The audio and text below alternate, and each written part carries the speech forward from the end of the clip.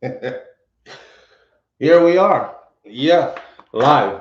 Morning thoughts, morning thoughts, morning thoughts. Shout out to the people going out to work this morning. Shout out to the people coming in from work this morning. Make sure my mic is live. Shout out to the people going out to work this morning. Shout out to the people coming in from work this morning. Extra, special, big up. Shout out to the people who work multiple jobs. I have the utmost respect for you. Shout out to my entrepreneurs, my stay-at-home moms and pops. Shout out to my retirees, Uber driver, Lyft driver, truck driver, taxi driver, food delivery drivers, round town and long distance truck drivers. Shout out to every single clean-hearted, good-hearted person who wants good for others as much as you want good for yourself. Don't let that go over your head. You're a good person. If you want good for others, the way how you want good for yourself, you're a good person. Shout out to you. You must have a clean heart and a clear conscience to be able to do that. Not true? Big up and thank you for being here once again on this live morning thoughts. I expected to see about 2 people until 7 o'clock, but my whole family look like them are rolling. Big up to everybody tuning in. It's the freaking weekend, baby! Clap it up, clap it up, clap it up, clap it up, and give thanks to the Most High. Me still have me yay. Yo, listen up, people. I have to big up the people who tune in first because Jano. Anyhow, this YouTube thing is very funny. People forget you in 1 week, believe it or not. 1 week you do a live and you have 1,000 people on it. Next week you do a live after you take a week off. That's how YouTube works. And you don't have nobody on the live. 5 people show up. So this is why I tell my YouTubers or aspiring to be consistent, and you have to constantly be entertaining your audience. You know what I mean? They tune in to you for that, so you give them that. So big up to everybody who never forget me and tune in. Shout out to all the people who link me behind the scenes and on Instagram and other platforms. SouFLo, you all right? Your eye okay? Don't rush to come back, Make sure you take care of your eyes, Shout out to the people in the medical field, all those medical personnel who tuned in, chime in with their advice. Take care of your eye. Follow your doctor's orders. Your eye is very precious. You know what I'm saying? You don't want to lose your eye and all that. Went to the VA hospital yesterday again for a post-op checkup, and the doctor said my eye is healing fine and that I can go right back ahead to doing what I was doing before. The eyes don't look too bad right now. It's right there. Let me show you. See? You see the vast difference between my regular eye, I'm a good side this today, and that side, right? But the blood clot thing is clearing up. It's not really a blood clot. It was just, you do a surgery. So the thing was irritated and red. It was fully red before and big swell up eye. Now it looked good. All right. So we're on our way back and we give thanks because it could have been Wasara. Somebody wake up this morning and never have eyesight, my friend. So I have to be grateful. You know what I'm saying? I see somebody leaving in my comment section about stop with this God stuff now, man. And because where was God when blah, blah, blah. Listen up. Listen. And listen good, please.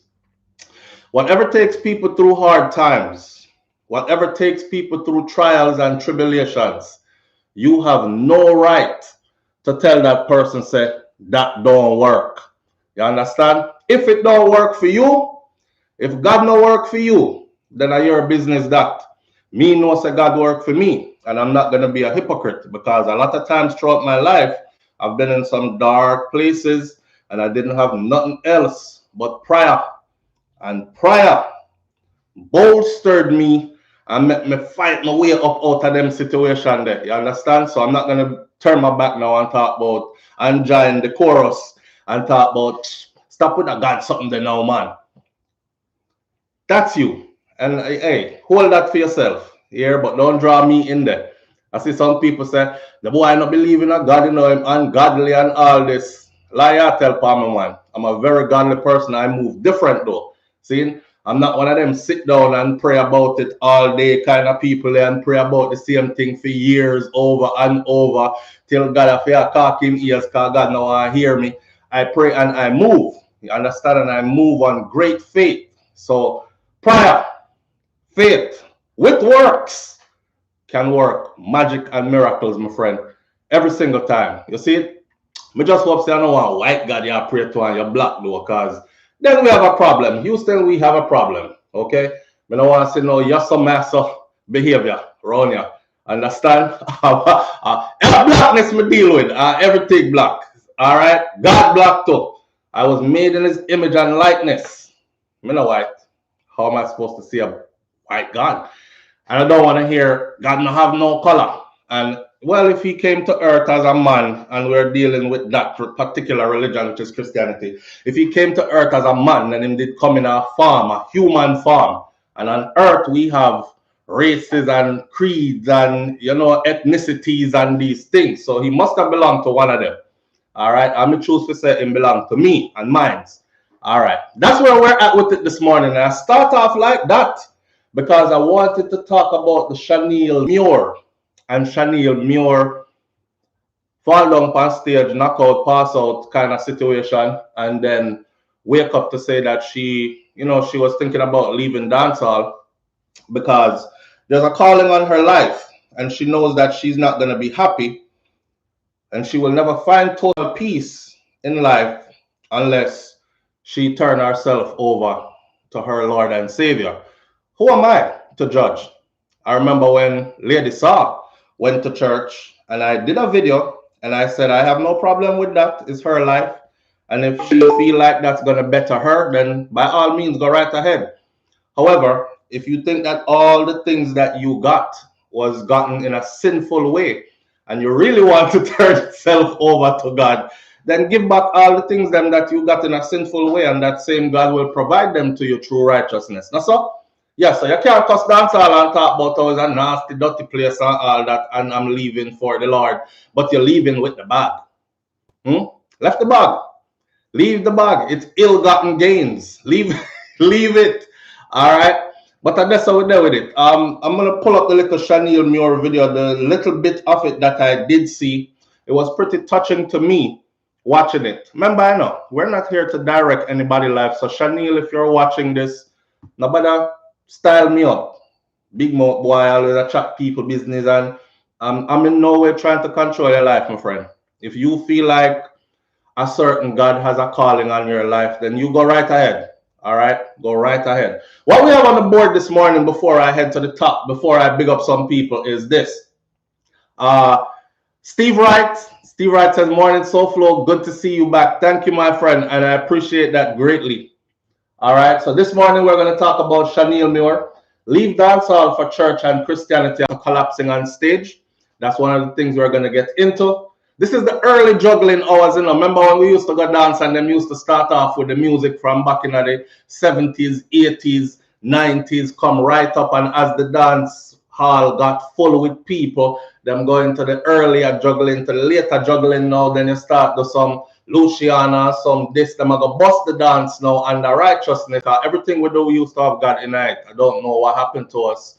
We just go straight to the rum and jam from beginning to end, and then bust off a boy face, and you know, you left dancehall nowadays, you feel like you want to go outside go fight somebody, or you want to go have some illicit sex unprotected with a stranger and catch some disease or something like that. So we used to start dance with holiness and with some God in it, and then we used to leave the dance the same way, reminding the people them. So this is my early juggling, you know, so I start out real early in the morning for the people them who say, SouFLo, Jesus and peace, man. Me used to wake up 6 o'clock in the car. By the time you 7 o'clock, 7:30 come around, me reach work already. So that was my time frame. This is one for you, my friend. All right, this is one for you. So Shaneil Muir to leave dancehall for church and Christianity after collapsing on stage. We're going to talk about that. Rushane Barnett, the Coco piece, Clarendon massacre youth, 23 years old, that admitted to killing his cousin, female cousin, and her 4 children. He was sentenced yesterday to 61 years before he is eligible for parole. I'm not too good with maths because I'm a big man. I left school a long time ago. So, but I think my maths all right when I can say 61 and 23, that's about 84. So he'll be about 84 years old before he is able to look at the parole board. We're going to talk about that. All right. Vybz Kartel music. Vybz Kartel put out a song that's called Anuh My Music. Anuh My Music. Mash up society.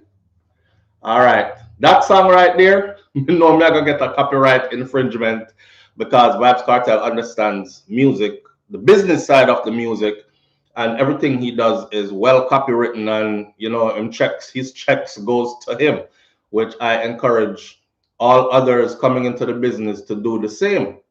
All right, so we're gonna review that song this morning. It's like a message to Jamaica Broadcasting Commission because you know they recently banned certain types of music in Jamaica. Them say chopper music can't play again, so you can't bang a line, you can't chop, you can't be a chopper.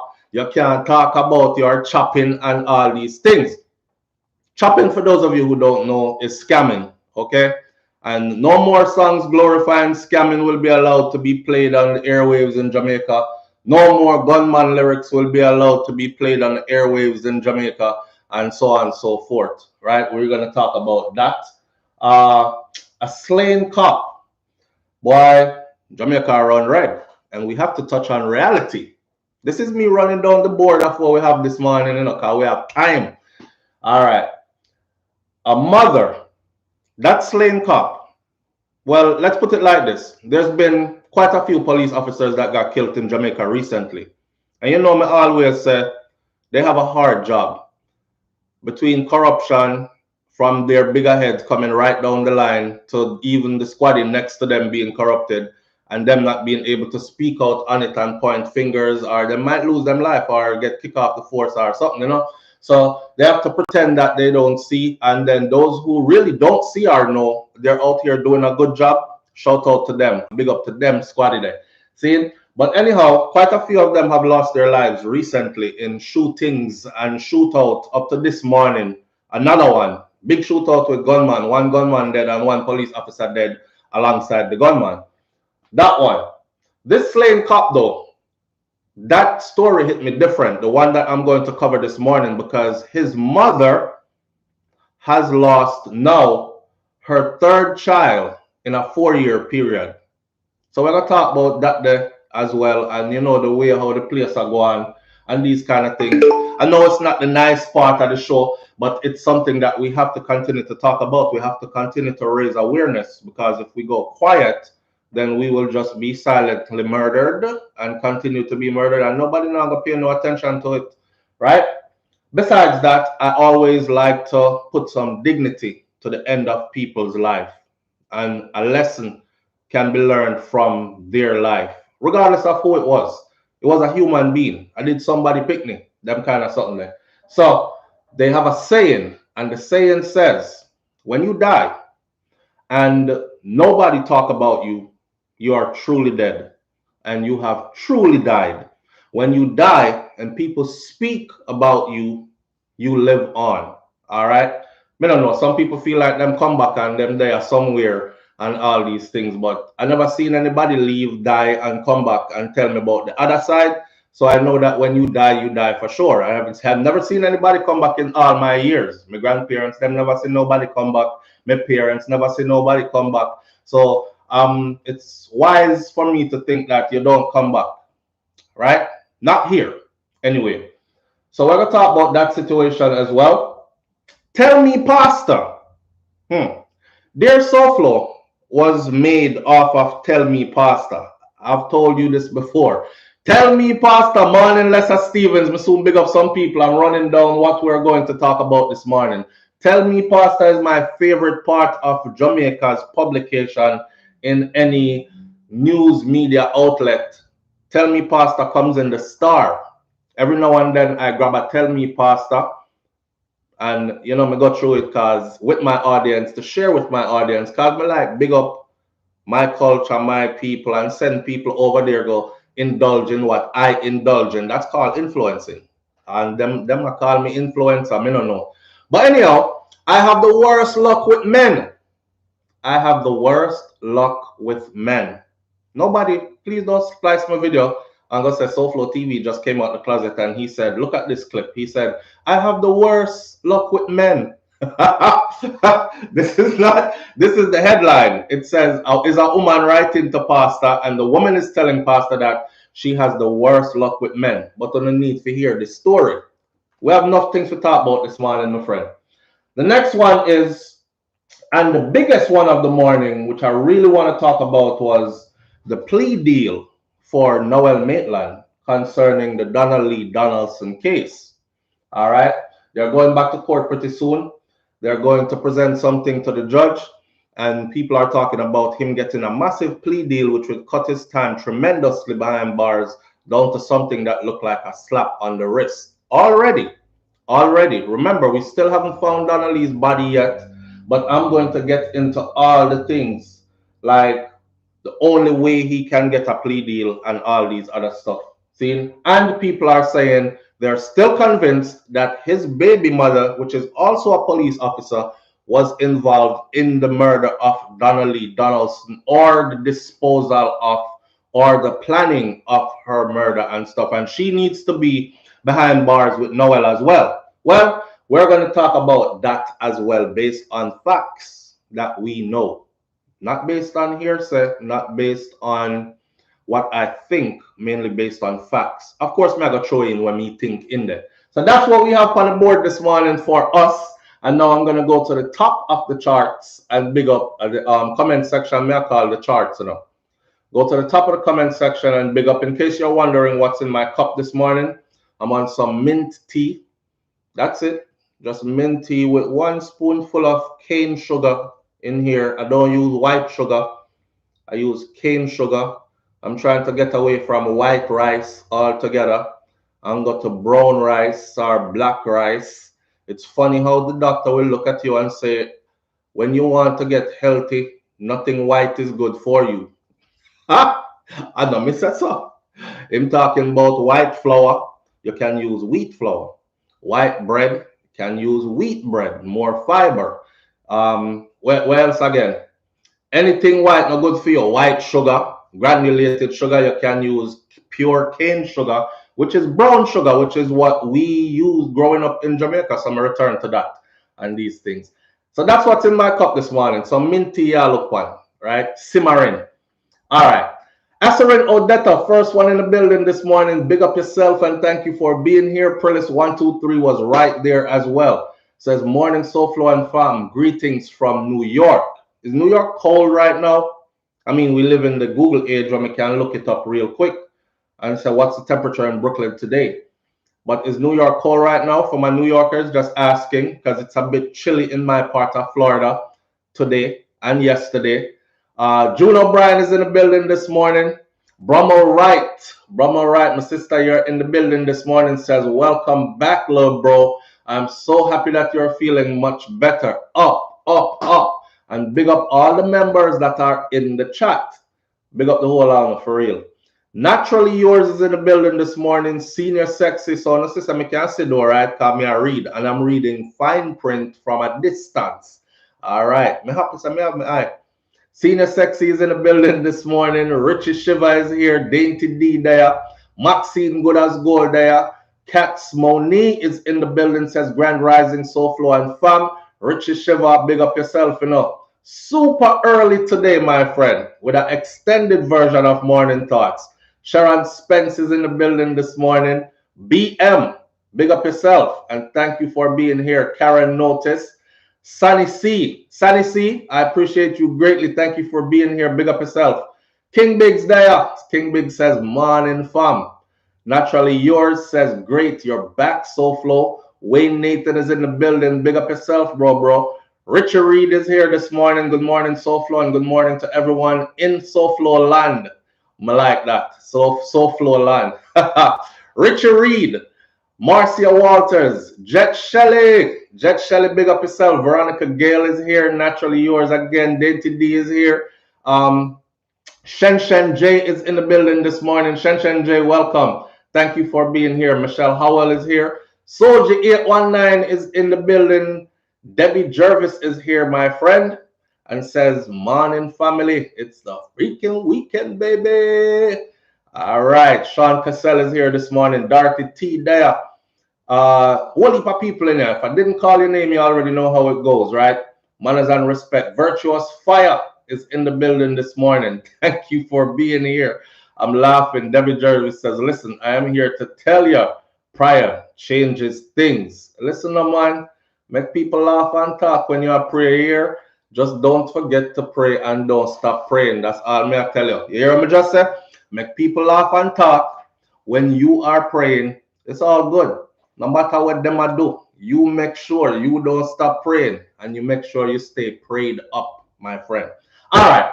The one we're going to start off with this morning is Shaneil Muir, because we are talking about this prayer thing and praying thing. And of course, a lot of people are making their comments. You know, them people that use dancehall and then run the church after and all these things. That's why I said, no matter what people are saying, you make sure you praying and you make sure you don't stop praying. You understand? All right. Here's a little clip of Shaneil Muir that was put out by the Jamaica Observer. I will never find peace and happiness until I turn life over back to God. All right. So we're going to play this little video for you so you can watch Shaneil. This is pretty small because she went live and she did an extended version.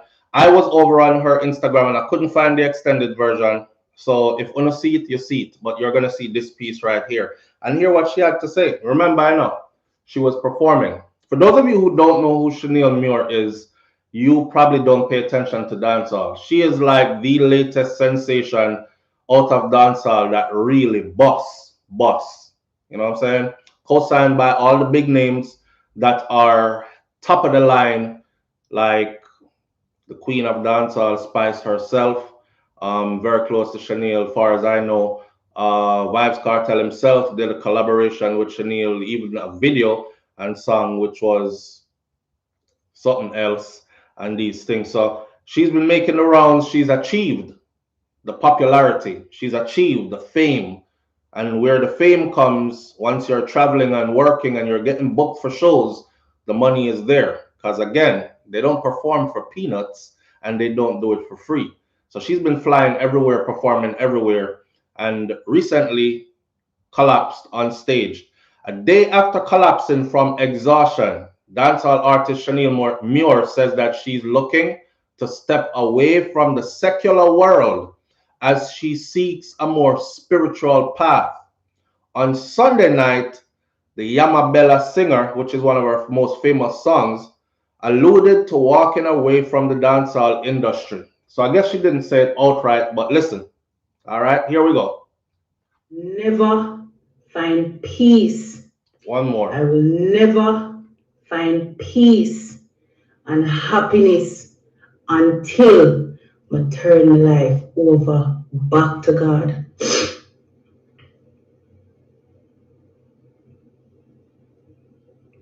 She's talking up. I had a conversation with this man, the manager.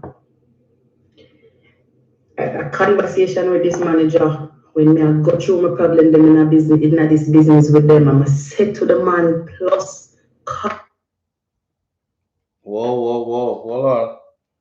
Can't do that. Oh, man. Let's fix this.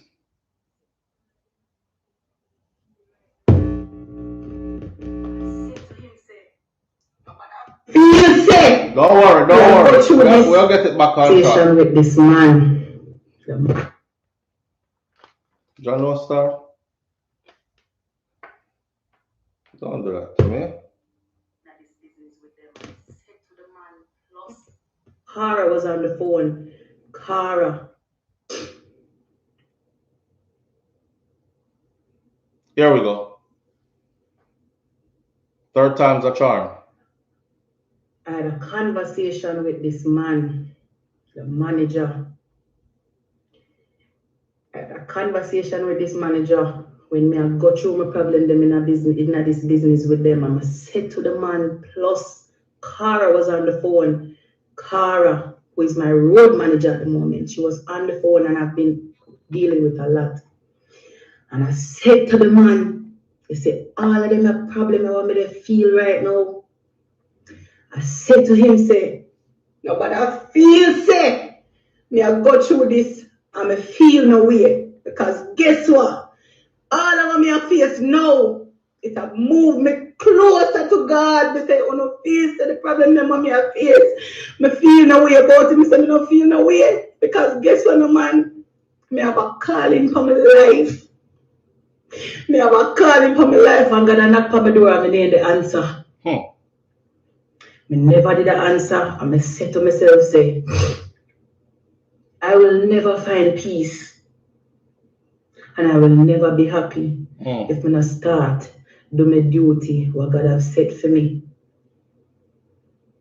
I will never find peace and happiness until I turn my life over back to God.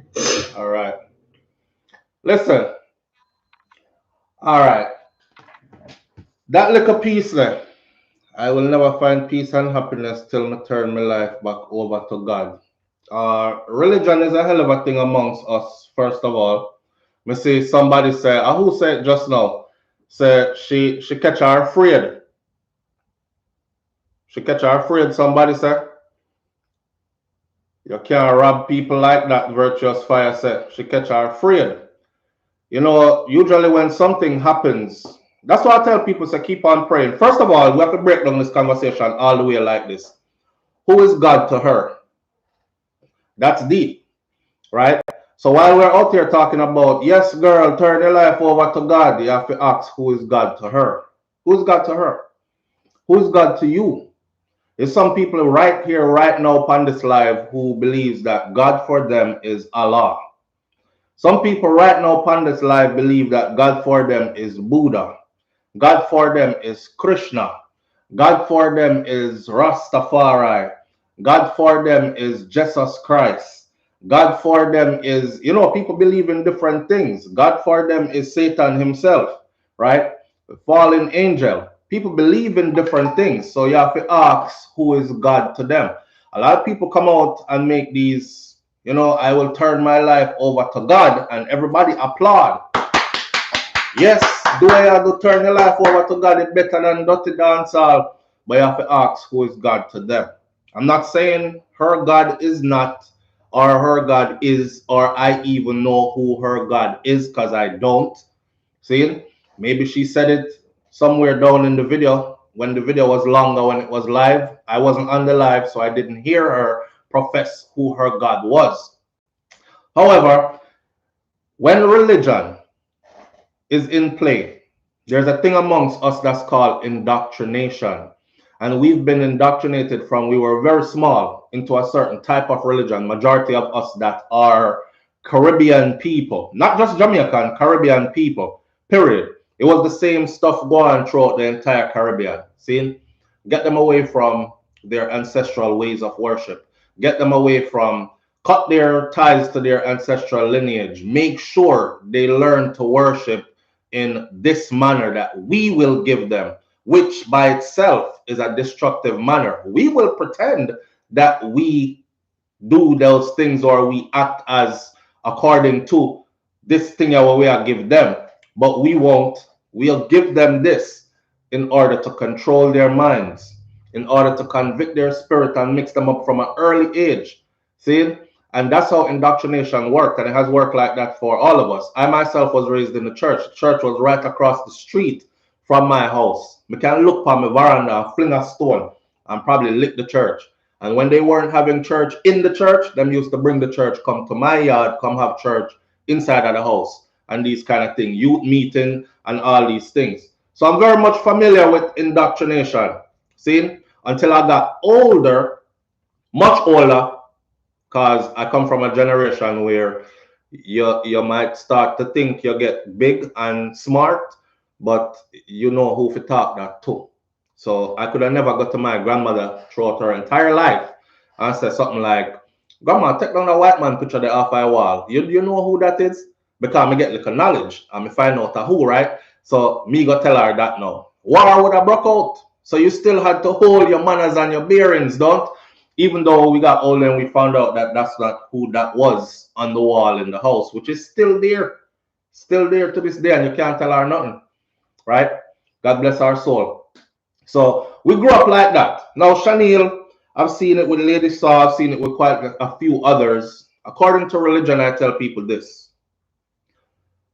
Subtract all the semantics from it. If it helps you to become a better person, if it helps you to change from this overly aggressive, disrespectful, no appreciation for life kind of person to a person that is full with gratitude, a person that is thankful and appreciative and respect others and respect life. If it changes you to that kind of person, if it changes you from a man who run around and fling your willy everywhere and have a bag of picnic you don't take care of and, treat women like garbage, if it changes you from that to a man who lock down, one woman, focus, build, and create something what we call foundation, if it changes you from bad to good, then me not really business who is your God in your religion. You understand what I'm saying to you? This t-shirt right here says, love is my religion. That's for me. So I love what I deal with, and we're not here to argue which God came here first and who write what book first and who believe what first. I think that's a private thing that people should deal with themselves. And whoever you pray to, and you've been praying to, and everything been working for you, or this is where you find your peace, then I'm not at liberty to tell you, say, that I know where you're supposed to do. That I know who you're supposed to believe in, and all these things. Me not come to indoctrinate nobody into anything. I want me and my God business to stay me and my God business. See? Virtually, I grew up, if we wasn't at church Bible study at home until I changed to Rastafari, but I don't push my beliefs on nobody. Exactly, my friend. The part where they start pushing the belief on other people is when it becomes something else. There's no love in that. That's you seeking to control another human being. How dare you? Who are you? God gave everybody this gift called life that's here. Not true? So who are you to come here and think that somebody authorized you to come control a next grown person life? It just don't make no sense to me. So whatever you believe in is what you believe in. May God go with you with whatever you believe in. I'm hoping you believe in something good that allows you to change into a good person, allows you to be able to be reflective. Not people missing being reflective. Them can't even reflect. Reflective as in you can be outside of yourself looking at you. A lot of people lack this ability to be outside of yourself looking at you. If somehow we turn up outside ourselves and look and observe ourselves in action, we would be ashamed. But we have no shame because we lack the ability to stand on the outside of us and look in and say, God Almighty, what me do? What is this am I getting myself into? This is not honoring my temple. This ain't respect for the Almighty Creator. This is some fragrant, some foolishness me inner. People like that. And then if you don't have that ability, guess what happened to you? You continue your dirty ways and your dirty behavior for pretty much the rest of your life until you find that ability right there. See, real talk, real talk. So I'm in a business what kind of religion you want going. As far as Shaneil Muir goes, this is my personal thing concerning her. I don't think she should step away from dancehall. I don't.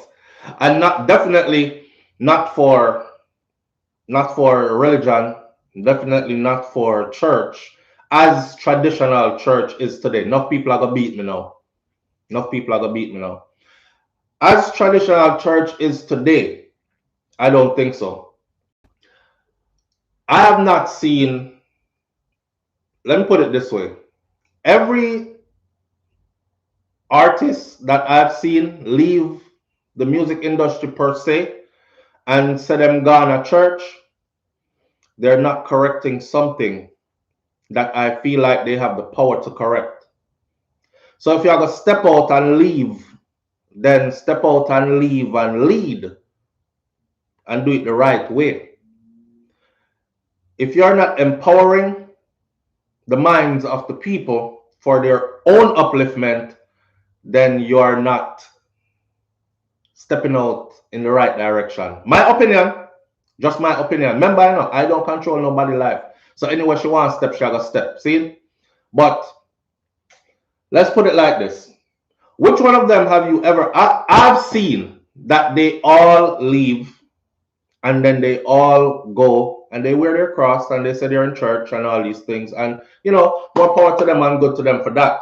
But when are you going to tell, or do you believe that your God is a white man? You see, that's very important to me. That is very important to me. Enough people always say, SouFlo, I don't know why you are beat on that and I talk about God color. God color don't matter. God is a spirit. And yeah, okay. We understand that part. We're all spiritual beings, and so is God. God is a spiritual being, right? Right.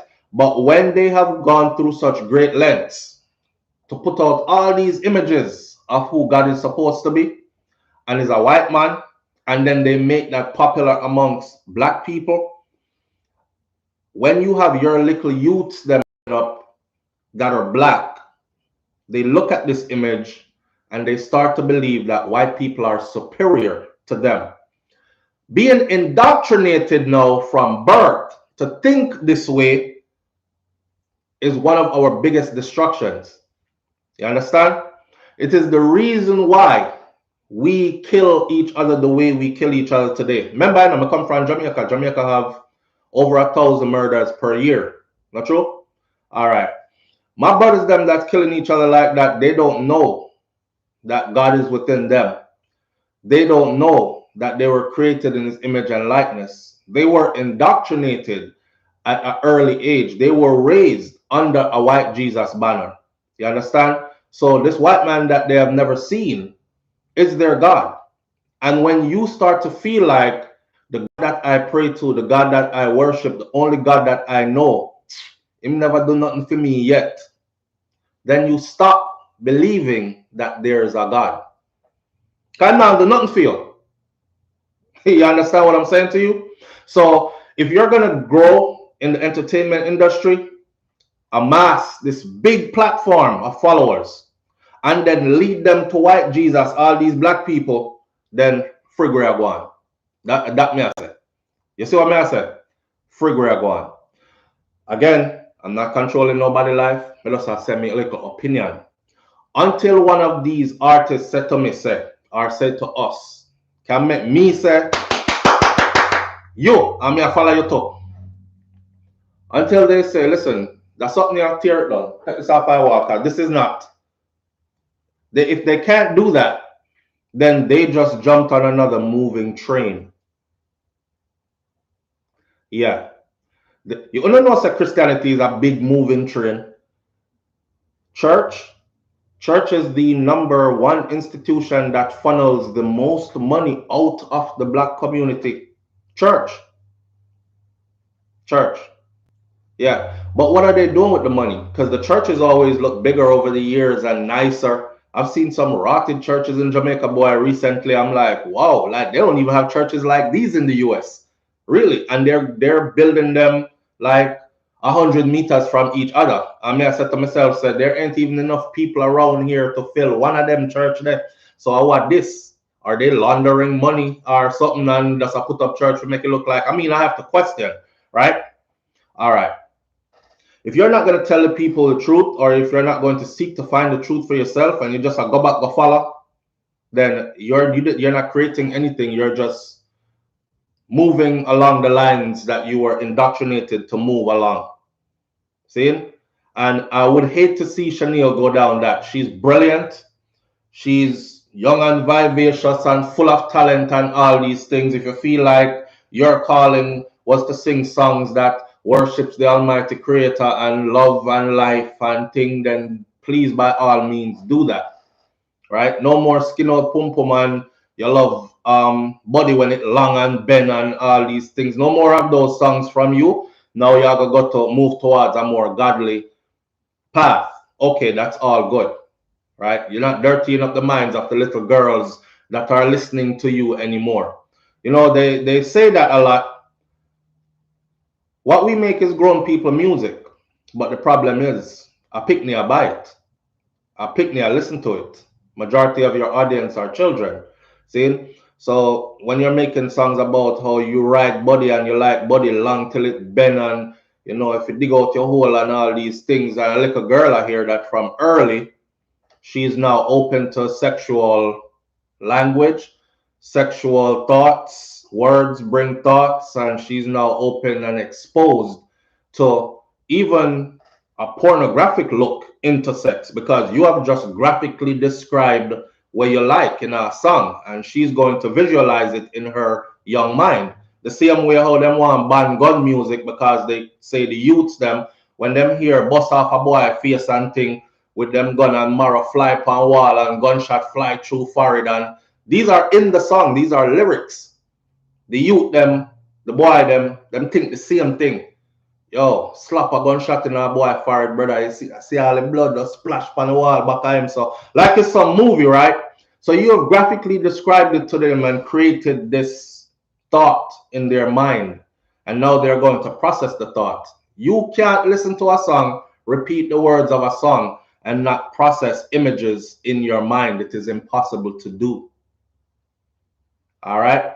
So for Shaneil, I wish her all the best. If she decides to leave, I did look around and I did see where she put up, like right after this, she put up a long list of shows that she was going to be at. I'm sure she's not going to go perform gospel song.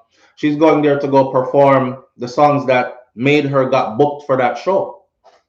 Right. So she'll go back to perform her regular song them, right? Whether she feels they are godly or not. Good luck to her on her journey. I'm not here to tell people if you feel this strong calling upon your life, you must ignore it because SouFlo said. No, sir. If you feel a strong calling upon your life, that's a conviction to your soul. Go out and live your life. All of us only have this one life to live. It would be a damn shame to come here, use all your time here, and live your life how other people want you to live your life. And at the end of it, the only thing you have to say to yourself is, John, no, I wish me did do this my way. You're dying now.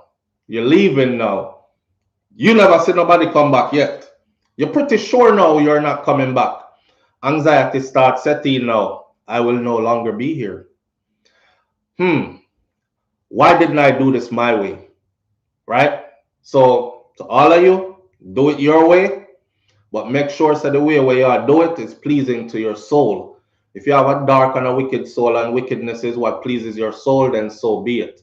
You will have to answer too. I don't have to answer for you. I have to answer for me. Right? All right. But clean up yourself and move forward is the motto of the day. I just don't want to see her leave dancehall. I think she has so much more to give to dancehall music. I think she is that it next person. Before Spice became Spice, check back 7 years ago on YouTube when Lady Saw left dancehall. I said Spice is going to be the next dancehall queen because the talk was who was going to fill that shoe, those shoes, who was going to be the next dancehall queen. I said nobody can take that but Spice. If you ever see her perform, she is the epitome of dancehall. She is dancehall in itself. Remember, you know, dancehall, and then you have it's broken off now. You have reggae music. You know, you have your Bob Marley kind of reggae music, and you have your Lutan Fire kind of reggae music. You have your, you know, over there. So you have your even Jesse Royal and them. They're over there. Junior Gang and all these. They're over there, and then over here, I call dancehall reggae music's unruly sister or unruly relative. Then some people are gonna say, why have to be a sister? Because she skin up on her head, she fling up her dress in her ear, she talk raw and raucous, come lick out under me unapologetic expression. That's dancehall. See, I think Shaniel Muir has so much more to give to dancehall music. She shouldn't quit now. When we're afraid, we run to what we know. That's the point I'm getting to. When we are afraid, we run to what we know. I remember many times in my life growing up, from a young youth, when I started to question things, I went to question church leaders first, and I was told, "How dare you? How dare you question God, young man? Don't do that." I did feel guilty for questioning. Then I got a little bit older, and I say, "You know what? I never lose nothing off of questioning. Now I question again." So I question some more. And when I question some more, I find out them never really have an answer. And when we started to find the answers and connect the dots now, and we started to look at certain things like the white man picture the way them have me a worship under from me born. And me I say, but that can't make no sense. That's not right. You know? And then I move to something else. Hear me. Whatever is in your soul, live that out. Right? Your God and you is your business. You don't have to profess that to the world. Your God and you don't have to fight nobody over that. But make sure that you are not a black person worshiping a white man. It's not what your ancestors would want, my friend. I have to tell you this. And nobody is going to throw me off YouTube for saying that, because ain't no white people out there worshiping a black man. I'm just saying. Even if majority of them found out for real, no proof needed, that holy mackerel, God really is a black man, they would start to become godless. Yeah. So people go through lengths to paint God in their image and likeness, and we should do the same. It is an empowering thing to do. Enough time the indoctrination hold me. And my daddy I said, me look on the picture, you know. And I said, no, can't him that. And then something in me say, you're gonna burn in hell. Eternal damnation. Your soul, your body on fire, and our preacher them used to get descriptive. I used to say, oh, your flesh are gonna peel off of your body, and you're gonna be melting, and you're gonna be in torment, and you won't be able to come out of that heat, and all kind of something on your eyeball, and drop out, and you fix yourself together, but you can't catch it, and you're just gonna be stuck in this cycle forever after this. So I start look on the man now, the white man again, and I say, boy, I don't know if my grandmother them wrong here, man, but I go and pray to him still, same way. That's how strong it is. That's how strong it is. Imagine how damaging that is to a little black boy growing up. Marvin the Poet Jamaica curse, it seemed like the preacher went and came back. But imagine how strong that is to the psyche of a little black boy growing up. So when you start going into the world now and you start to see white man, you say, boy, them have everything. I never know that white people did poor. I didn't know. I thought they were just born and made rich and wealthy, and them have the best at everything. Remember, I know they did a number on us. A number on us to the point where me never do it, because me always love my hair, but I see around me the lengths that my people go through to look like them. You want them hair texture, you want them eye colors, you want them skin complexion, and you think that somehow getting all this would get you all the other things that they have, like the privileges in society that they have. Not true? That is you growing up with an inferior mind, been taught, systematically taught, to worship another set of people that are just humans just like you. Very damaging. Very damaging. And when that indoctrination hold me as a youth, I couldn't get away from it. So it's been years and years of struggle to undo that indoctrination in my own mind. In my own mind. Till me get to the point now when I get brave enough one day and I say, you know what? If my soul I got burn in hell in eternal damnation or whatever, then so be it. I accept that. But me now pray to no white man. As long as I'm alive, a white man can never be my God. And I accept that from now on forward. Until I got there. You know how long it took me to just say that? Me feel like me did I got dead if me say it. God will strike you down. me I said blood, fire. You know? God will strike you down. Blasphemy. You have denied the Son of Man. And I'm applying to that same picture there. All the doctrine being taught might have been true, but they were using the wrong image. And when me find out that image there wasn't, and me connect my dots, I was like, nope, not accepting it no matter what. Preacher, yes, me can dead. You're dead too. Me can do this, me can burn up, I can do this, internal damnation. Okay, whatever. I don't see nobody else doing that. Chinese don't do it, white people don't do it, or Asians don't do it. Nobody does it except for us. Ongoing. White people are comfortable being Christian because, or westernized Christianity. They're comfortable there because when they look up, they see an image of somebody that look like them. That's why they're comfortable there.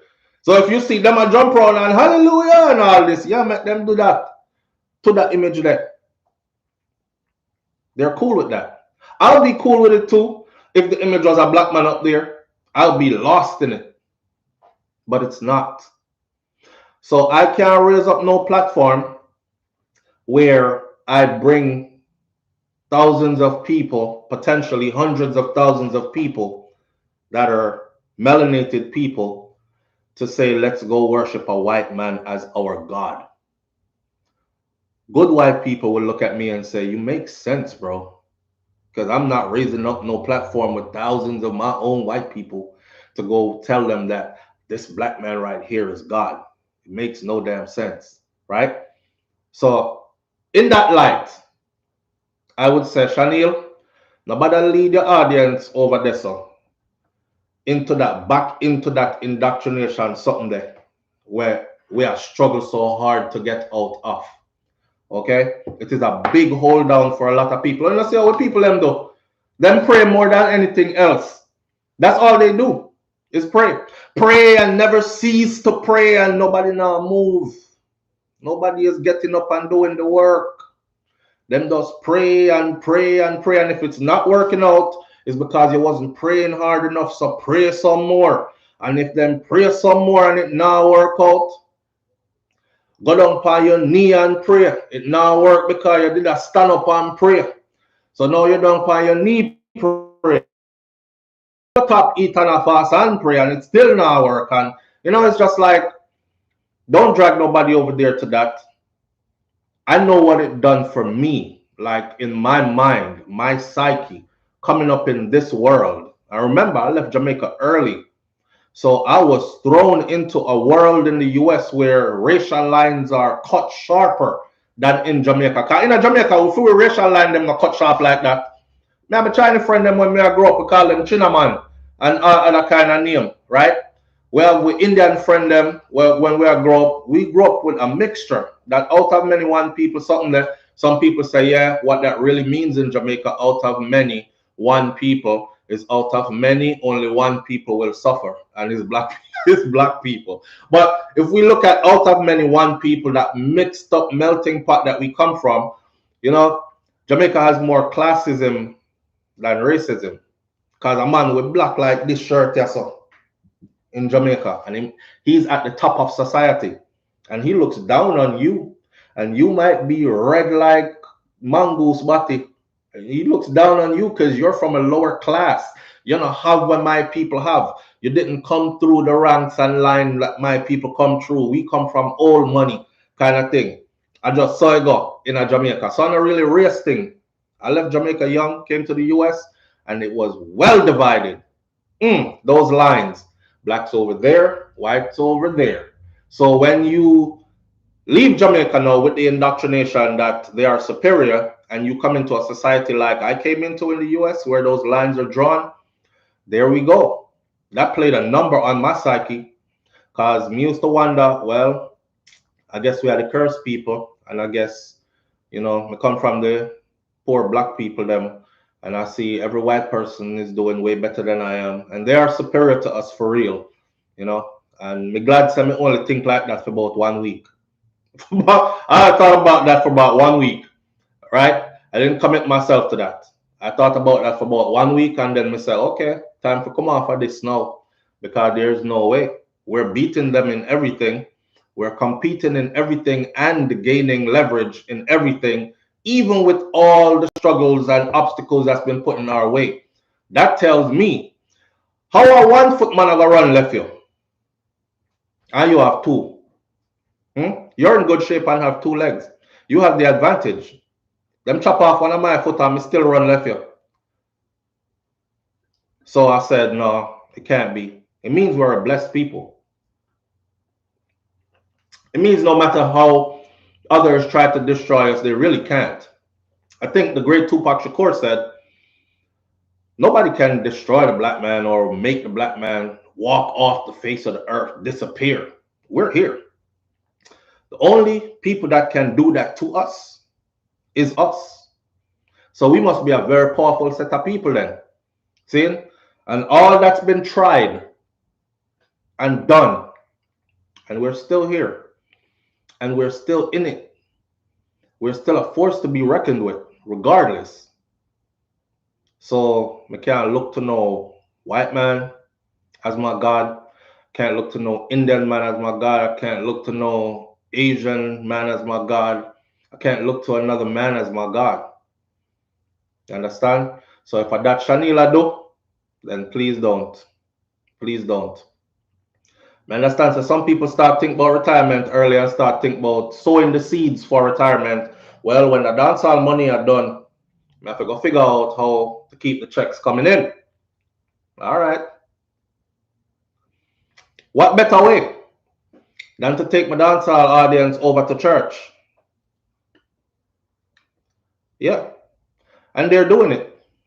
They're doing it. So let it not be about that, another charlatan.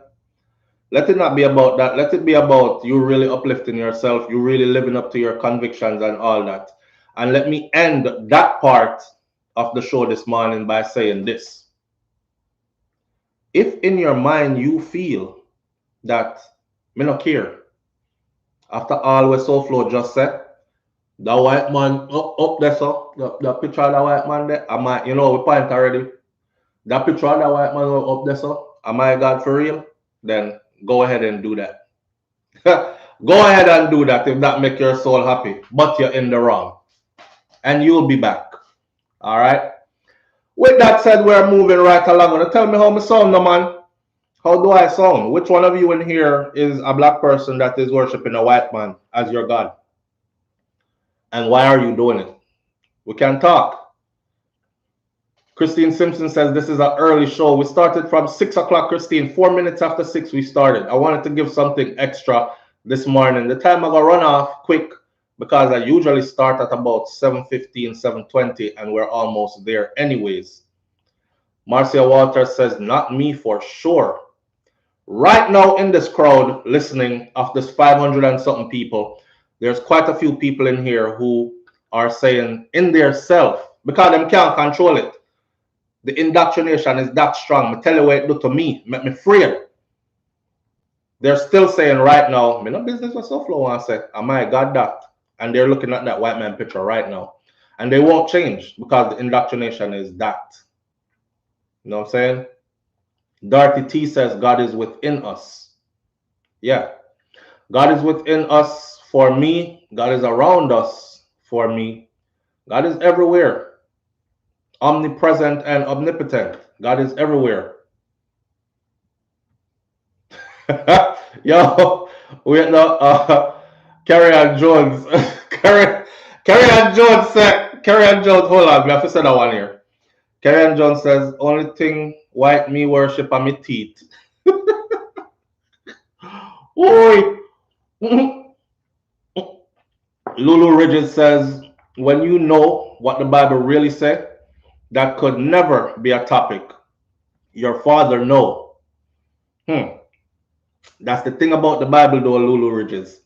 The Bible that you're reading in a Western world is pieces and splinters of the Bible translated by certain people. So you're not even get the whole Bible. You're not getting the Bible, and you're not get the whole Bible. You get a fraction of the Bible interpreted and written in a certain way. Even when they tried to reinterpret and rewrite it, they still couldn't omit the truth. If I didn't have a penny upon me right now, I'll show you something. Don't have a penny. But if you've ever seen an American penny, is it?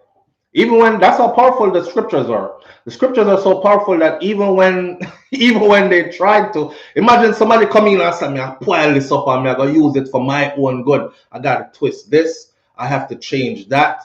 I have to fix this. And all them do all that. And they still couldn't take the truth out of it. That's, yo, that's to show you. All right. So let me see if I can find copper. Everybody knows what copper looks like, man. You know, that's original scriptures here of wool. The description alone, some people might try to conjure up other things or try to confuse the thing, but a sheep has wool. So you know, if you go too far for the description, don't confuse your mind. See, a sheep has wool. You ever see a sheep wool? A sheep wool look like some y'all ladies nowadays are into naming hair 1A, 2B, 3Z, 4C, all these other stuff. Me don't know where that come from or whatever, but a sheep's wool is 4C. Hair of wool. All right. US penny. And skin of burnt copper. All right. Skin of burnt copper. This is copper. This is copper not burnt. Understand? This is copper not burnt. Hair of wool and skin of burnt copper. That's copper not burnt. So imagine if you're going to burn this. It probably going to look like this. You ever see some black people who are so black that they look like they're not even there? Yeah, I don't know. If you ever see some black people that look like they're not even there, like one time it start get dark outside, them have to smile because it's only teeth and eyes. The white in their eyes and their teeth is all you can see. Yeah. Hair of wool, 4C, and skin of burnt copper. Nobody can mix that up, but they will try. They will try.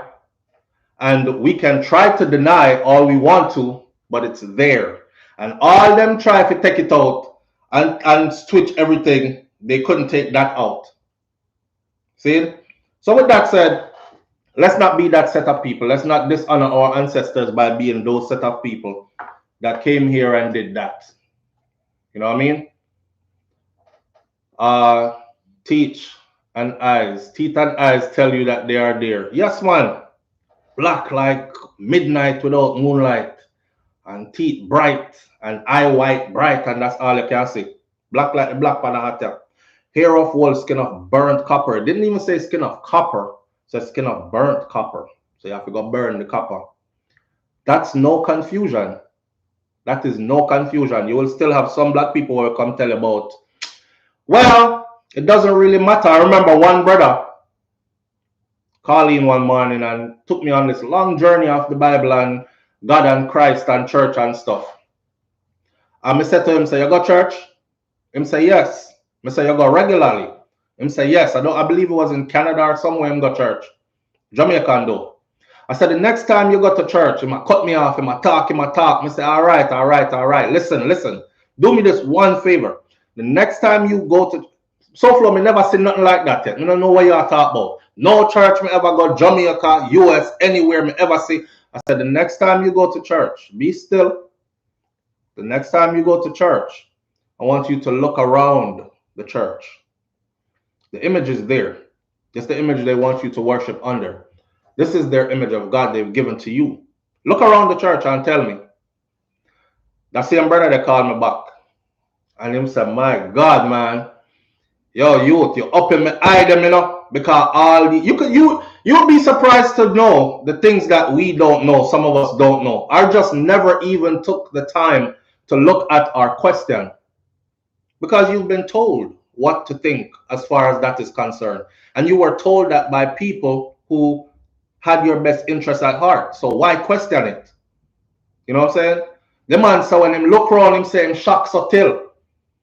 Him say so for me look around. I wish him would have called him this morning. I said that was me. Him look around, him say all this time I'm going to church for years. Never seen it until I said it.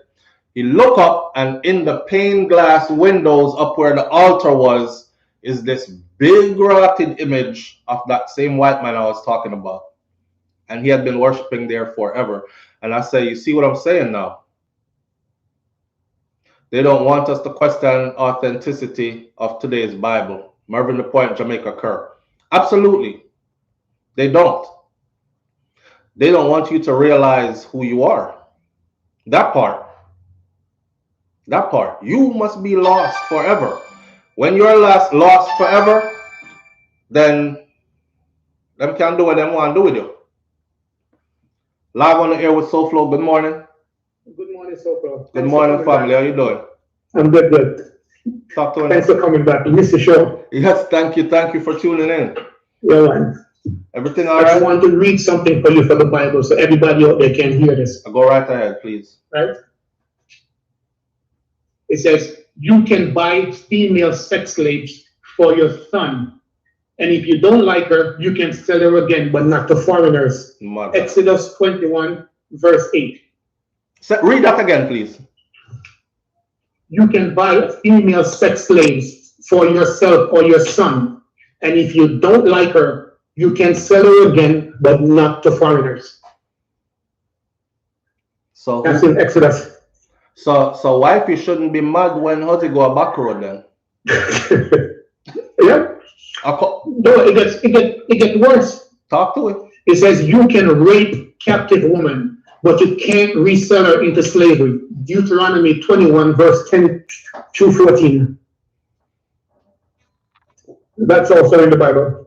So human trafficking and rape, but just don't sell her to foreigners. Don't sell her to foreigners. Just do it locally. Or if you capture her, you can rape her, but you can't sell her into slavery. Just locally. Yeah. So when people talk about this religion thing, people need to open their mind. Thank you. Some people was born a Christian, but they never read the Bible because you were just born into it. Thank you. Exactly. We're living in the information age, and nobody search for information. And ignorance is not an excuse because it's all there. It's all there. Yeah. The book is telling you to rape people. So does that mean I can rape a woman and go to court and say the Bible said I can do it? Or is the justice system against the very Bible that they're telling you to believe in? Talk about confusion. Yeah. Exactly. Crazy. Yeah. Crazy. Yeah. Real crazy. Thank you for sharing that. Yeah, there's a lot more, but you know, me the on the job, so we can't really talk. All right, my brother. All right. Manners and respect. Yeah, man. All right. Somebody are getting ready for back road right now tonight. They said I put on some shoes, I put on some socks, I put on my clean brief. I wear my tighty whities tonight. I want my Calvin Klein boxers. I go on a back road tonight because the Bible said, yo, come on now, the Bible we are dealing with. Not true? The woman said, I must turn my life over to God. I say, all right, I'm going to start live by the Bible. She said, yes. And we are going to Pastor Jones' church every Sunday now from now on. Yes. If I that me have to do for you, take me back, mommy. And she said, yes. I say, all right, I'm a full Christian. I'm start live by the Bible. Yeah. She catch me around a back road. Take it to the Lord in prayer. I was given permission. Not true? I was given... Take it to the Lord in prayer. I was given permission from the good book that says, Let me tell you why I think that never used for mash way up right now, and they have used it to stigmatize Jamaica for years. Think about this, right? This is Jamaicans trying to be holier than thou art, you know. Watch this. Let me hear that same Bible there. The Bible says a man that lays with another man the same way that he lays with a woman should be put to death. It's the only place in the Bible when we hear them say put to death a man, kill a man, shall be put to death. See? All right, so Jamaicans now, godly as we are, we start say, yo, them man they fit dead. That's straight out of the Bible where I get it from, my friend. Them man they fit dead. And what do? Them fling with the same book. I said, we're not into that. Hey, put this on the international web. Jamaica, a very homophobic country and a hostile environment for gay people. Stick it on our head side, so we're branded, right? After that, see what you see? That's how they hurt you, man. They give you that thing and you read it and you say, yes, this is it. Scriptures. You start to put it in a songs. And then now you hear say, you're wrong. You're wrong. Matter of fact, take on a visa. Don't want any of your artists coming overseas to perform anywhere to tell anybody else that foolishness. You're haters. You hate people, and you're wicked for saying that. You're wicked for repeating that part there, the Bible. And it goes on and on. So, like I said before, I'm not gonna say it again. When them take it, for who said earlier, when you read the Bible and you find out this and you know that and the interpretation of, I say you don't have the full Bible, my friend. You have to go back. You don't have the full Bible. When they came, read between my lines, when they came, they raped, pillaged, plundered, and destroyed, and then took. And what they took and thought they could use for the destruction of or to hold certain people in servitude, then by controlling their mind and stuff, them mix up and twist up everything in there and still could not mix out the truth. It was still in there. However, the version you have in the West and the real version. See? It's not the real version. You get pieces and pieces of stories.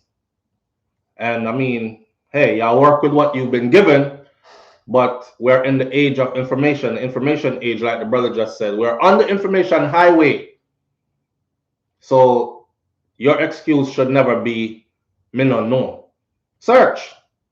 I tell people all the time, I say search. Just like how you search your phone for porn all the time. Search for free porn all the time. Search. If you really want to know, search. Your soul matters, right? Your soul matters. Search. You really want to know who you are? Search. You really want to know what is up? Search. It's there. They thought we weren't going to read it. Because we weren't supposed to learn how to read. Remember? It was them that was supposed to read it to us. Yeah. That part. We weren't supposed to learn how to read. Yes, Lulu, and education opens your mind to a lot of information and you have to discern fact from fiction. Jesus was a real black Jewish Messiah. Says, oh, St. John. Why? All me I said. To my brother them also, yo, big up Portmore. Back road is popping again. Because the Bible said that I am allowed. Watch now, I can't even go buy one for my son. So far, right? Time for your youth, you reach the age now. And make sure you get a clean one though. I don't know how we're gonna work it out, but you reach the age now. Back road with God. Your mother can't tell me nothing. I'm going by the Bible. What the Bible says. I'm not gonna rape nobody though. I'm not gonna rape, and that part there kills me. Yeah, so you can capture her and rape her. No, y'all think about this. Think of what is going on in the country. You can capture and rape her, just don't sell her to foreigners. Don't sell her to human traffickers. Capture the girl, them, rape them. You're justified. Maybe you have to go ask for a little forgiveness because she did fight too much or something. I don't know. But you're justified. That's crazy. It's crazy. Real crazy. So anyway, we're on the Bible something else. To each his own, man. I'm not here to control anybody's life. I'm just here to share. To each his own. Let's move along. Because I know I stir up some people this morning and them whole day I gotta be stirred up. You ever see why you do it so Flo? You ever see some people that they can't function, no normal conversation, no normal day without quoting you scriptures and them themselves lost, you know. Them themselves not really understand where them even where them even read say back to you, you know. But they're convinced that if you don't follow what they're saying, and them lost as hell, if you don't follow what my lost self is saying, you're not somebody good. In order for you to be somebody good to me, you have to be lost like me. May I watch a video? And they're talking about a dump that's in Jamaica right in front of a school. Watch this. They're talking about a dump that is in front of a school. So them ask, them interview a lady and the lady say, everybody throw everything over there, so we don't have nowhere else to throw garbage. She's a cleaning lady and she clean up 5 public buildings, remove them garbage, and this is where she come dump it. So they catch her and dump the garbage over there and they interview her. She said, everybody throw garbage right there, so the picnic them can't walk on the sidewalk because them turn the whole sidewalk into one garbage dump. The children have to walk out in a busy traffic, one big piece of garbage, something, you know. Hear this. Other people come up, say them interview, complain. And it's an ungodly sight, man. It's nasty. The woman said garbage over there, dirty pampers over there, dead body over there, rotten meat over there. When she said dead body over there, she just skip past it like it was normal. Dead body over, everything them throw over there. And it's right outside of a school. Hear this. Next woman come up, she said, yeah, and you have a madman around here. Every now and then him just come and just light the whole light of fire. A madman. So me I said to myself now, say, the only person that's sane in that area is the madman. The man the man where everybody say mad. Because him alone have sense to light the whole light of fire. Everybody else is watching it pile up and is dumping more on top of it. Them carry them baby dirty pampers go over there, go dash away. Right in front of our school there, you know. Yo, let me see if I save the video. Right in front of the thing I joke me I make. Right in front of our school there. The only man that have sense in that whole area. Everybody else are complaining. Them call all news media houses. Them get up every day. Them watch the picnic. Them walk out in the road. Carry lick down some of the youth them around that area there on a regular basis because it's a very busy street area. Not one adult is thinking light that rat to the fire and burn up the whole light and then clear off the sidewalk. Them just watch it go higher and higher. Government now come pick it up. The residents them just walk around it and dump on it. The one madman in that area light it right in a fire about once a week. And then and them complain how him light it a fire. Sometimes you're that one madman. Yeah, and you might seem like you are mad, but you're not really mad. You can be in a place where there's a lot of crazies around you and it make you seem like you are the madman. So I've never been afraid to stand alone. You know, I'll be that one madman. It's up on Instagram. I'm going to go see it. I just see it this morning. Apparently, I didn't save it. Anyhow, listen. Boy, big up that one madman there. Big up that one madman because if we had 5 of him around there, that big garbage with the baby dirty diaper and all the stuff, the picnic them. Some lady said every time our kids them pass there and them some of them drop in it. When them drop in that area, they should carry them go straight to doctor. Go make sure them get checked out. Use needles over there. All kind of something over there. One madman feel like him need to light that a fire once a week. Them run him every time him light it. And then put out the fire. And then continue to dump more stuff on it.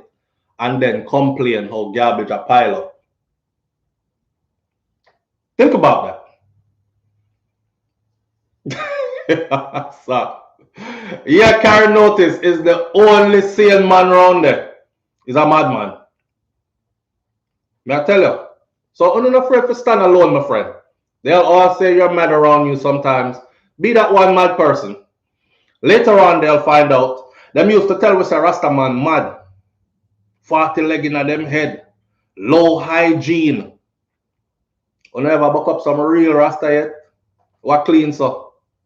You can't go around them people there with your nastiness. What clean so? Eh? What clean so? Rasta out there tell you from a long time about the herb is your medicine, and they're talking about different herbs, not ganja. They're talking about other herbs where you can boil and make it settle and use it for this and that and the other and all these things, along with ganja. Mad people them there. Remember, our first set of mad people in Jamaica was Rasta. I did mad people them there. And look at us today. Everybody want to do vegan diets or eat less of this and consume more natural and stay away from food that was grown with whole heap of pesticide and genetically modified and all these other kind of things and all this. How long the madman them did I tell with that? All right. I guess everybody is slowly going mad then. And then when the whole of we mad like the madman, we'll all be normal. What a day, what a day, what a day. Sips tea. Dear Pastor. Like, listen up. God has a sense of humor, my friend. Life funny. Me not come here for cry, me come for laugh. I came to conquer, I came to laugh too. Me gonna laugh out the whole of this. Great goodies, Sir Adam. Big up to Peanut Dread. Dear Pastor, I am 27 and I have 3 children with 3 different men. After I had my... You're not ready for this? You're not ready for this yet? SouFLoTV. You're not ready for this?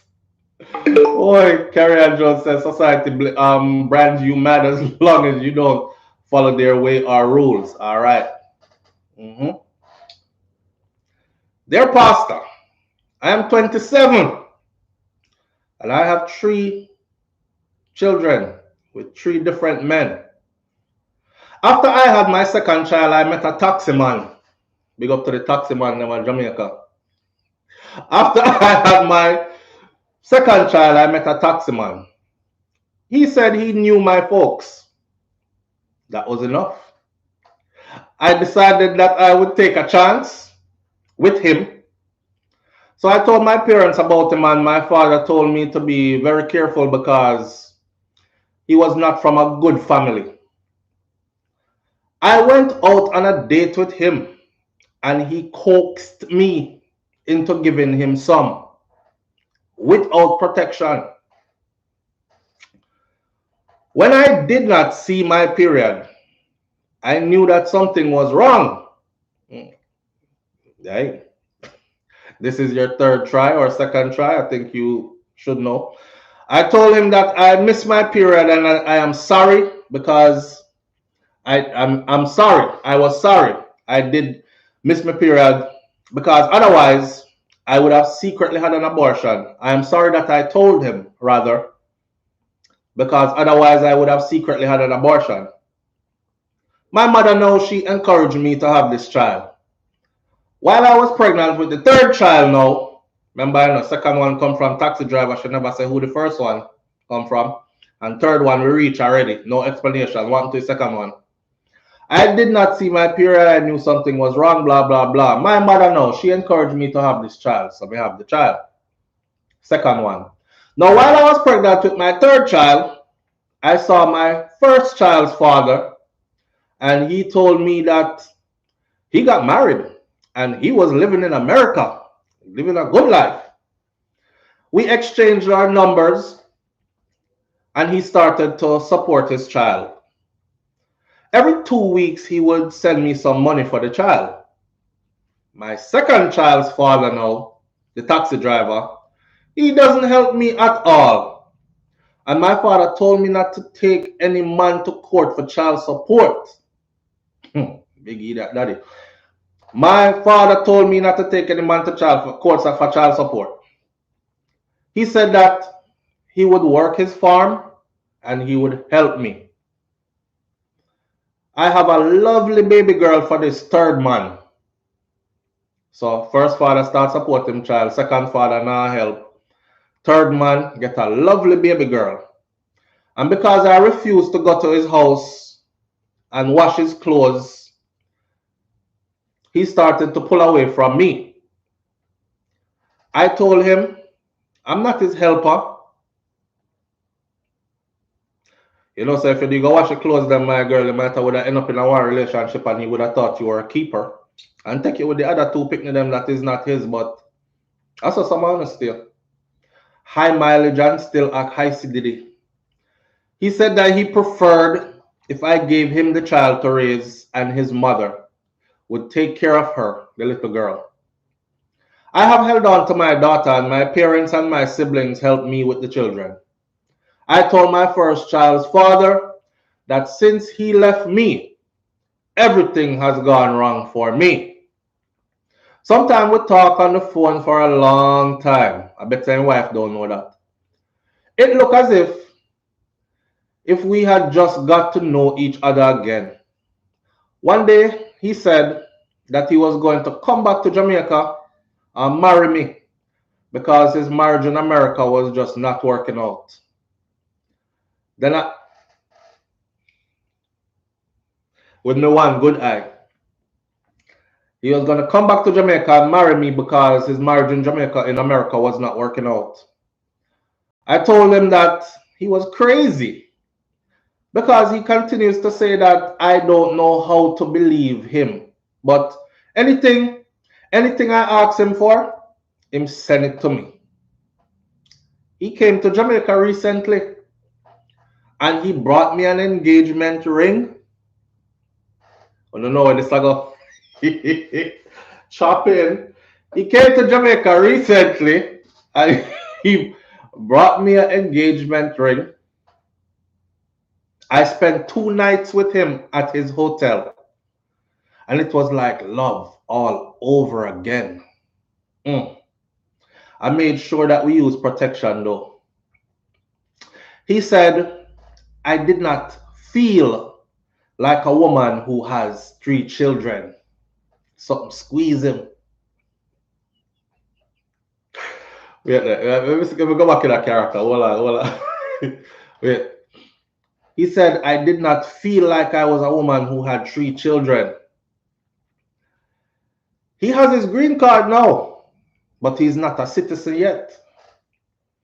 When he becomes one, he says that he will marry me and he will take me to America.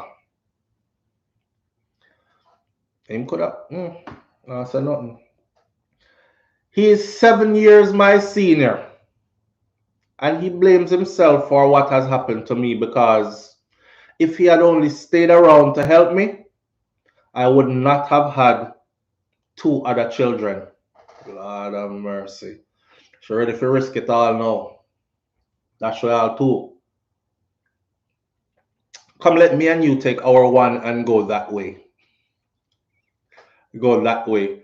We're going to leave the other 2 with mom, grandma over there. Yeah, soldier said the eagle eye have him. Boy, him trick. He look like him trick our door, man. Man, we say anything, you know. All when it big like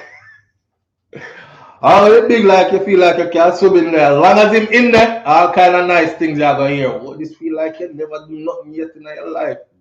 I want this. Ooh. Yeah. That's how when him in there. So him blame himself. Him say him should have never left me, and if he had only stayed around to help me. I'm being honest with you, me tell you a real thing from where I stay there. Stayed around to help me, this wouldn't happen because I wouldn't have 2 more. He told me how he got to America and how things were hard with him. Things did hard, no pun intended. How things was hard with him, and he got married to this American girl and she treat him like a dog, Pastor. Pastor, I would like to marry him, but I am afraid. So please give me your advice. All right. You're Crystal now. When man in the front. Carry on. Carry on, George. So when man in the front. We're going to start problem now. No? We're going to start problem because guess what? You see later, when somebody when they on this live, yeah, I get them good strappings and them hear sweet talk. They're not going to believe it.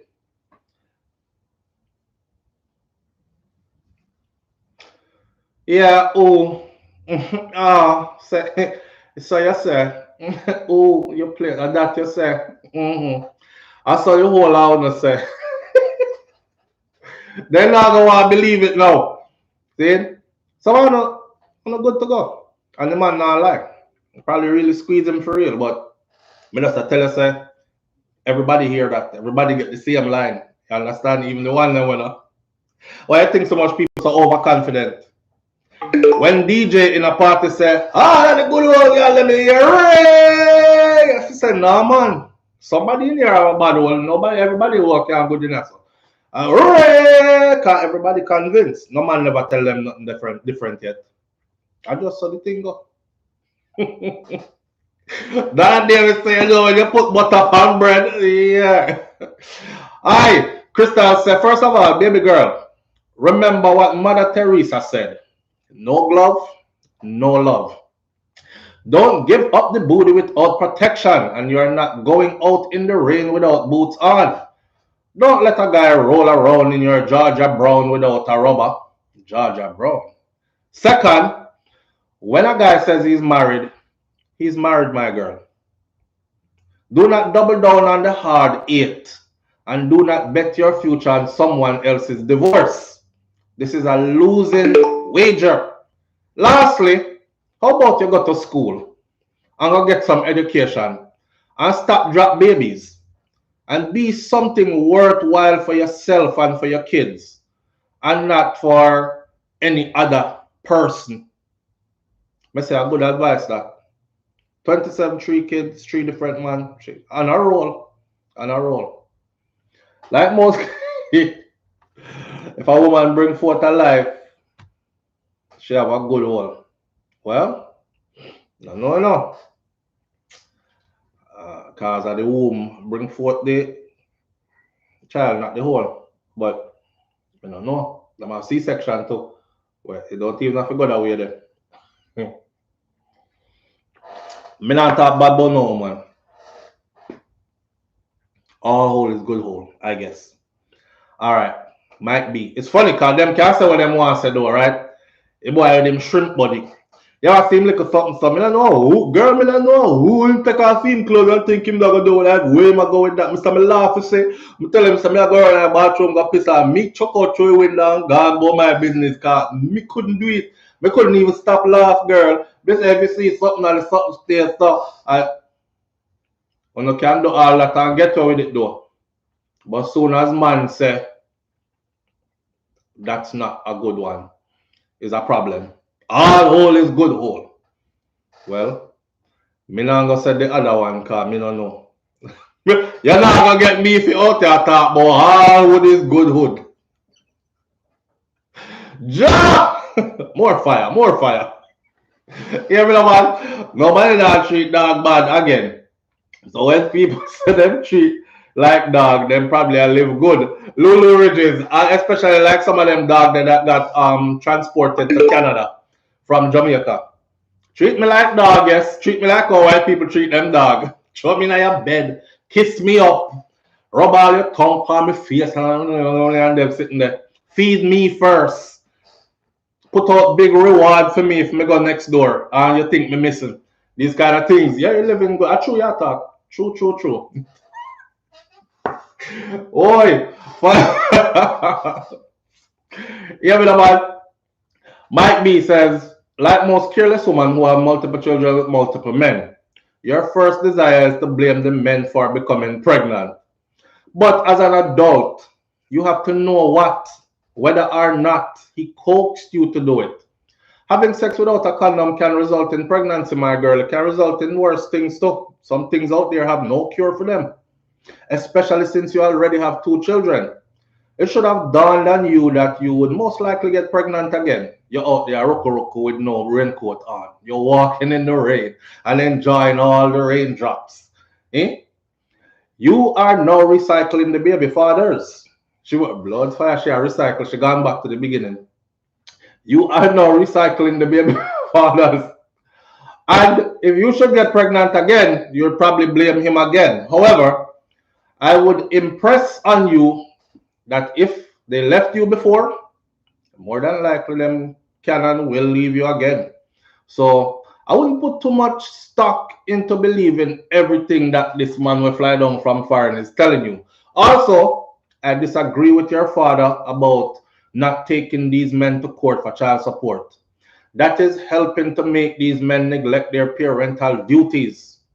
Your parents and siblings are not obliged to help you. Your father about him go walk in fields and I'm farmer help you with your children. So that train can stop at any time. You are a big woman now. Start act like one. Big up to the good baby man and them when now carry the man go court for no child support for no reason at all. And him now give not a penny. She just a butter upon the minibus of life so by herself. I'm ball for help. And most of this boy out there living free, single and disengaged, and not even a bag of rice and half a chicken back. Nothing. But he's free. And and if him come around and ask her for some, he might just whisper in her ear 2 times. You know, some stuff. You know, in time we whisper when I have much words in there, whole heap and the God from this Jesus Christ. I don't know why me keep on and do this to myself, you know. I don't know why every time the boy come around, I don't know why me keep on and do this to myself, you know. Stop it. By the way, if you have picnic out here, make the man pay for him picnic them. I believe firmly in that. See? If you already robbed the children of your time and you can't their own for them, at least be there financially, my friend. She never make them by herself, right? She never make them by herself. So she shouldn't burden herself down and carry that weight by herself. Whenever I see some, I tell man this all the time, you know. You see when you do that too, this is how it happen, my youth. Where you think all this come from? You say you're ugly like your daddy. Come here. You say you're black and ugly. You look just absolutely can't stand you. You say, come out and go over there, so. And your child more than likely will be getting some kind of an abuse, even if she's not saying it. Sometimes when she gets short-tempered and slap the daylight out of your picnic, and you should really want to slap, but you're not around. And you left this replica of yourself to remind her every day how much you neglected your responsibilities and pile all light on she alone. You think she not gonna get frustrated one day and take you out on your picnic? Eh? Me make sure me there for me them because I don't want nobody come back my youth them. Yeah. So good reason alone to be there for your youth them. So Flo, you're a real character after Dirty T. A real life something. A real life something. Whole heap of mothers. Some of them on here right now are watch me and know say want to do the same thing to pick them too. Maybe you're older now when your kids are grown and you can say, I don't remember that. I don't recall. Because you know people never remember stories the way how it make them look bad. They always remember it the way how somebody else looked bad, but not how they were at fault. You know what I'm saying? Especially Caribbean parents. Them never at fault yet. Anything did happen was somebody else's fault, including yours, but not theirs. So one time them there box out your daylight and talk, you say you look like your ugly daddy, and your father now help me pay no bills around you. Shut the fridge door. How much time you go in that fridge? Every minute you are nyam, top nyam man. Picnic hungry or rotted. 2 dry crackers for a morning. Mommy frustrated. No money no day. I have to put no little food in the house. As she alone have to catch up everything. Light bill come box or so. Rent come box or so. Grocery bills box or so. car insurance and car note box or so if she have one. You know what I say? Hospital trip for this one here, doctor visit for that the one there who ready to get them vaccination and injection, picking them a grow fast, them need new shoes, new clothes, little Errol kick off in toe, need to go a doctor. Little Simone walk down the one pair of boot them where you could afford and need new boot or heel or touch ground. Mommy frustrated and mommy can't ask nobody for help. And she know you're out there, my boy. And she knows that you're out there live. Good. You take care of yourself. You eat a well-balanced meal every day, at least. Your breakfast, lunch, and dinner in. And you fly past and look nice. Like she would have dealt with you again. And you're not even saying, hey, I flick 2 coin over there and say, buy the picnic them something. Nothing. Yeah, the woman get frustrated and will take it out on your child. So men who are watching this, take care of picnic them. Stick around for your kids is the biggest part. I always say we are grown people. We know some man and woman relationship don't normally always work out, especially in today's world. It's like everybody nowadays is geared towards a divorce. Divorce is the thing. See, relationship nowadays. I was asking the other day, like, is it worth it to be married now? Because somewhere down the line you're gonna hear, oh, it's not you, it's me. I'm just not happy with the situation. Don't take it personal. Or either that or them just blame you for everything and cut. And you're like, well, what did I do? All I did was love you. You know, them happy over there so with somebody new. You know, fresh stuff always exciting. It's like when you get a present. What's in it? What's in it? Oh, me want to see it. Can I open it now? No, you can't open it yet. Jeez, more open it. I saw new relationships there, you know. Jeez, more open it. All right, open it now. You tear off it like new Christmas present. Yes, I got what I wanted and you're happy. New relationship that. What you do with that toy there after a while or that gift? You shelf it. You dash it around there so. You see it in a closet on the floor later. Sooner or later you throw it in a garbage. Not true? Same thing people do in relationship these days. Everybody excited when it's new. Few years down the road, that's the end. All she wrote. Had your time, moving right along. Time for somebody else now. You know? Nobody now pre-life again. Yeah, when you're old and can't move, I'm gonna be right here. When you're there drool by yourself, I'll be right here. Use me like arthritis and I'll clean up your mouth. And then kind of something there. Nobody now pre them the something there again. 2 weeks later and it's still out. Yo, better how I said 2 weeks later and it's still out. I think I told people this before. May I share one little personal thing? I hope she's not the pan here. Wife not the pan here this morning. When me and wife first meet, you see, we got into a place where me start think something wrong. Like it can't be normal because from the day we meet till 2 years, do this now. 2 years, we never miss a deal.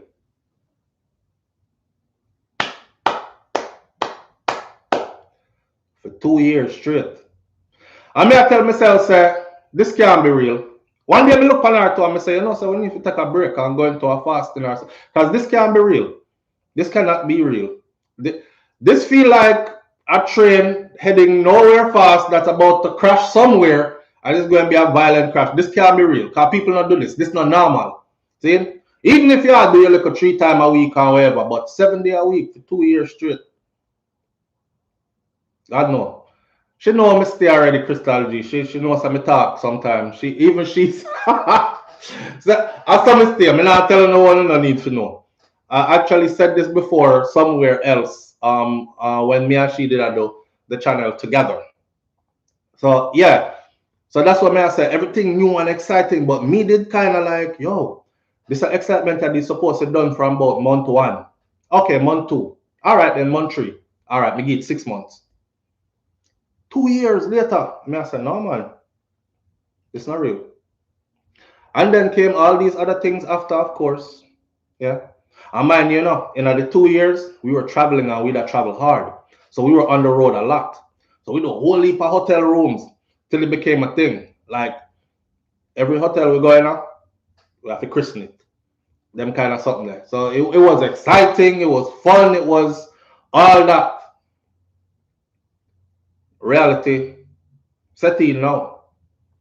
Yeah. Life changes. Things get challenging. Introduce children to the picture. Michelle Howell says it's real chemistry. Yeah. It's to the children. The children in the picture now. Them sitting there gone. No, and then we see every step and every turn of your thing, you have to find a way to embrace it and make it fun again and stuff. You know what I'm saying? Like no, then we went through the weird phase because after picnic coming there, it was like, how long may I have to go wait before we can get some cars? You know the doctor said mustn't she just have baby and all that and back in that again. Oh, don't do this and yeah, and again and then hide around the house car. I wonder if he might come. We can't wake up. Don't wake him up. We can't move from here, so can't move him up, wake up and yo, the little excitement them along the way. You have to know how to embrace and enjoy the whole journey. Yeah. Or else your thing I got turned into exactly what I said. It's bye onto something new. People get bored. And when people get bored, them get frustrated and they don't even know it. No matter how good that is, that's something there. Even it gets boring. Your favorite meal gets boring. And you don't want to get served that meal there. If you eat too much of it. You know what I'm saying? No pun intended there. But I'm just saying. You know what I'm saying. So, in order to keep the thing fresh, in order, you have to go, you get Clyde, Julie Tapper, you get Clyde, and that's just life. So when people start look for you and start mad for no reason just because you just wake up this morning and them look for you like, why the hell you woke up? You know? Yeah, like, morning babe, like,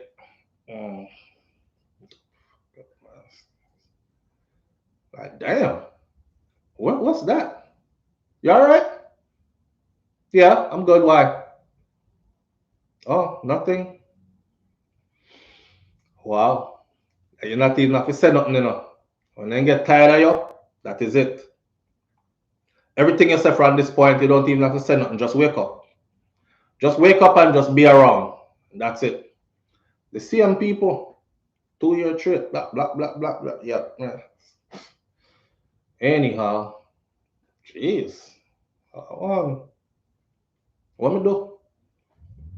Did we argue last night before I went to sleep? Me did say something in my sleep. Me did a dream and confess something. I want like what I go.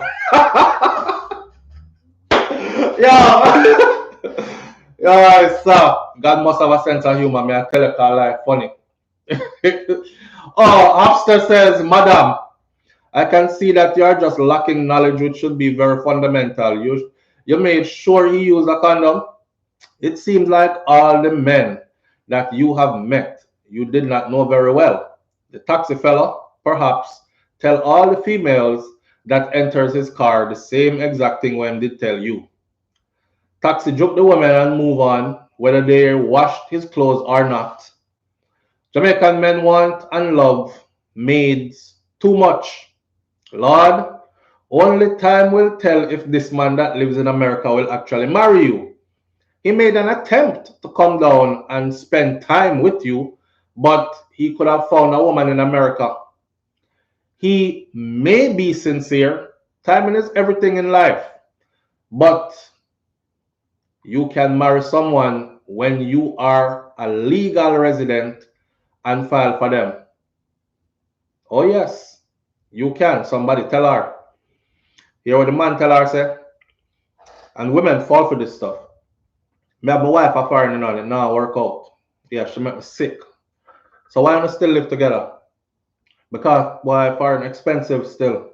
So me staying on one side of the house and she staying on the next side of it. And on the next side of the house. We don't sleep together. We hardly even talk to each other. May I come down come visit you here? And then him show up and him start talk marriage to you now, cause him know say that you are here. Remember him did Yamabella from day one, you know, he was the first one, so him know how you get there already. See? And now he is back with if me never did leave you, you know. John know. You wouldn't even have them youth for somebody else, you know. All them youth would have been my youth, you know. I mean, he always have that place there in my heart for you. It's like you just couldn't left my brain, you know what I'm saying? Yeah, man, always I think about you. Even when I'm there with that one day when I'm married, I just close my eyes sometimes and visualize, yeah, you me married to, you know? Lyrics. Lyrics. Just close my eyes sometimes and visualize, yeah, you me married to. Yeah, I don't love her. God no. Sometimes when I make love, I just close my eye and think, yeah, you. Yeah. And one time I do that, John know, like fireworks. See, take off your clothes now, no? I want to hear more. Take off your clothes now, I want to hear more. She's like, no, I'm not here no more, no. Gotta feet down. Why? The Bears one of them about them. One of them sweet lies.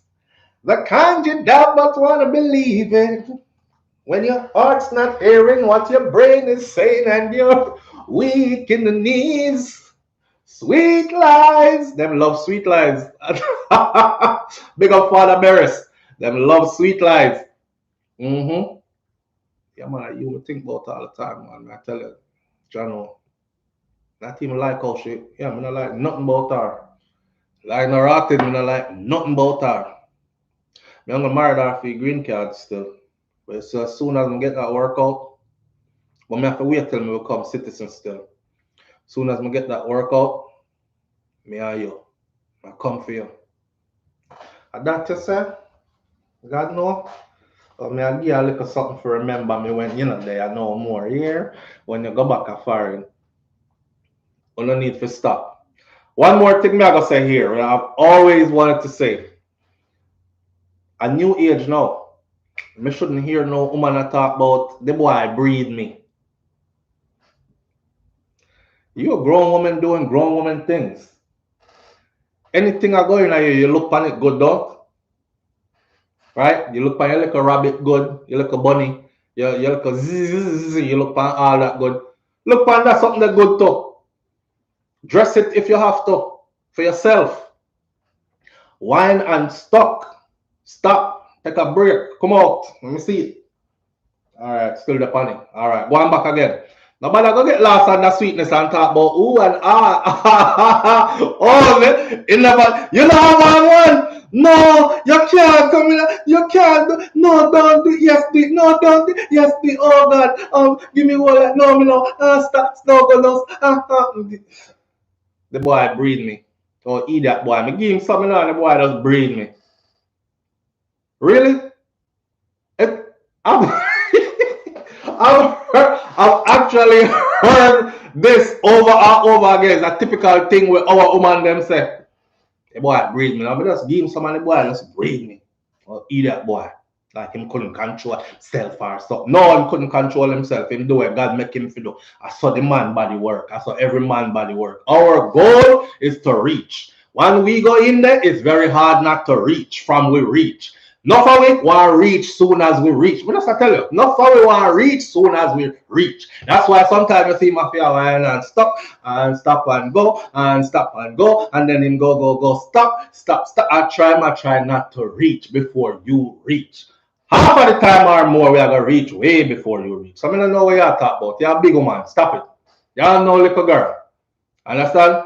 We are designed, physiologically designed by nature to do just that. I don't feel no way, my youth. You go in there. Pew, pew. Soon as you reach in there, I saw the thing go. Yeah, saw the thing go. Some of them, you know what I talk about. Some of them is like, you're good for real, you know? Yeah, really? Yeah, because that you tell everybody, no, you're good for real. You know? Yeah, couldn't control myself. Once you can't control yourself all the time, you have to go left that one day, man. Me hear a man say, him no want none of them there. He want somewhere use out already. He wants somebody use what already start can't throw a waste. I throw That me hear about talk about them one word tired needle. Me no want no tired needle at all. Nothing no wine and buck and bust and no. Me want stick where use up already. Well use up, well wear out. So me can go in there, throw a waste and walk out my back. And then I look like me a smaddy. Look like Stulla. Look like me can go the distance. I couldn't feel nothing anyway, so I'm just in there. So big up yourself, my girl, for your quintet and him say, pew, pew, pew, pew, pew. Shoot up the place. Yeah. But be a big woman though. And do big people things. Alright, take your time, look at something. Make sure we don't want to hear that no more. There are many other things out here, especially when we live in a foreigner. There's many other things out there that can help you to not tell that story. I mean, just get the boy something and him just read me. No, man. No. You are in control of that. You control that. You, woman, control that. No man, no control that. All we want to do is be invited in. And when we are in, our goal is to reach. That's it. And we are there. So, oi. Well, I'll let Henry says menopause.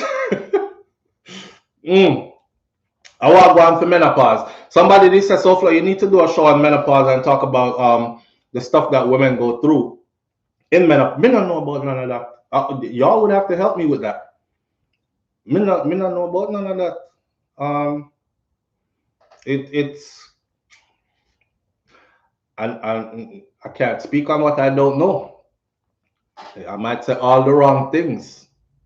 You know, I've heard things, but that's about it. That's so yeah, what? Stop with the little foolishness. I'm not gonna read star. Just Google the Jamaica Star and go to Tell Me Pastor. Tell Me Pastor. Holy story over there.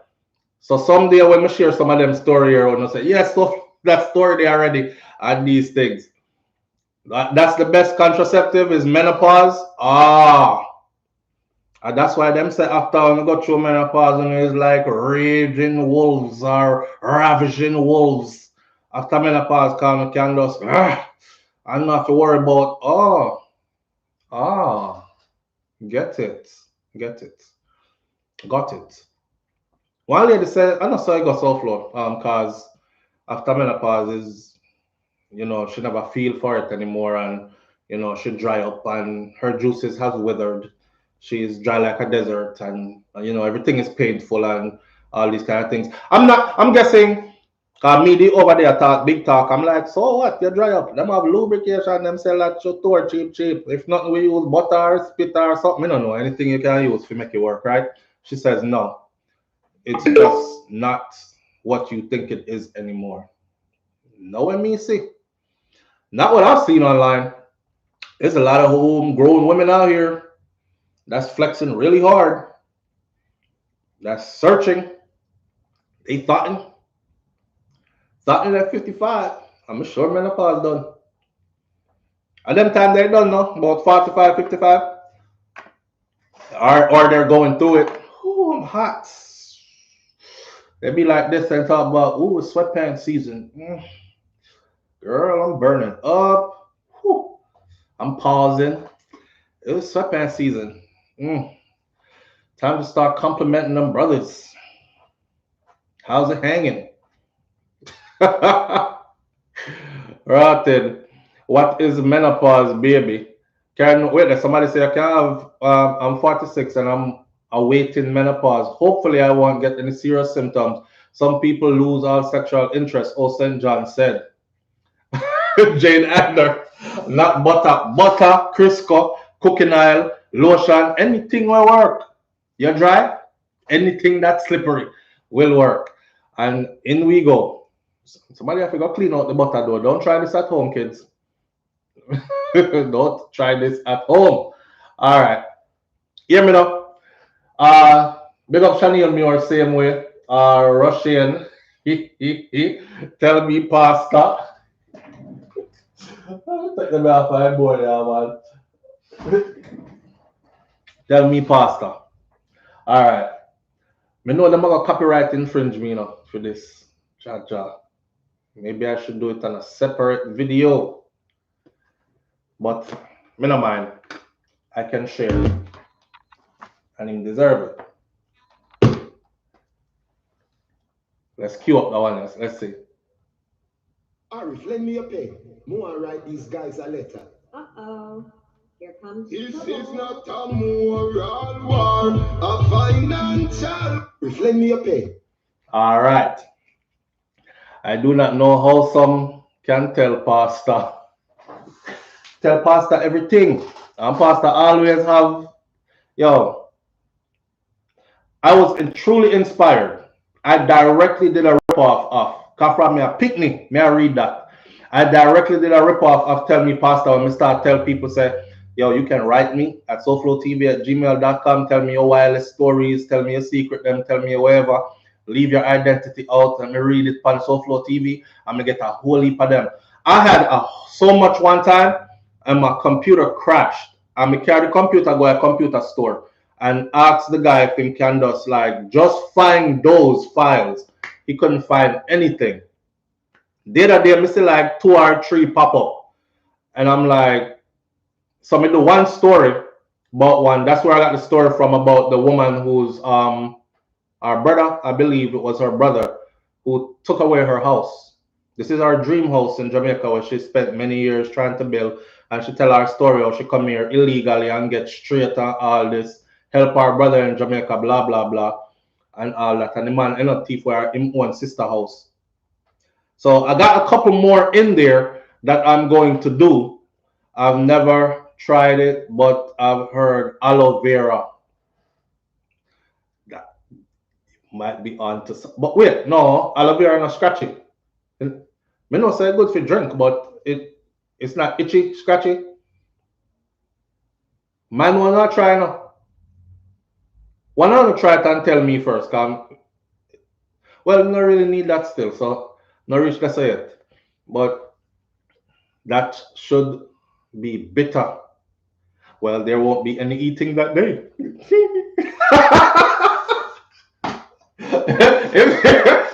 if you're using aloe vera, there won't be any eating that day. Here, come now. Jeez, away out. About come now.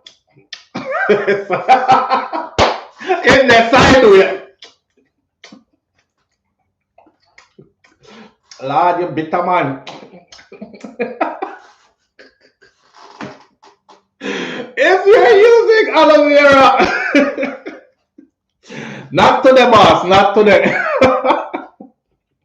strictly pickle. Oh God. What a life. What is life? On the body now, listen up. Somebody in there go try the butter, you know. Don't blame me. I joke me didn't make about the butter something because you can't only know it like butter gone up in the oh you gotta get out the butter.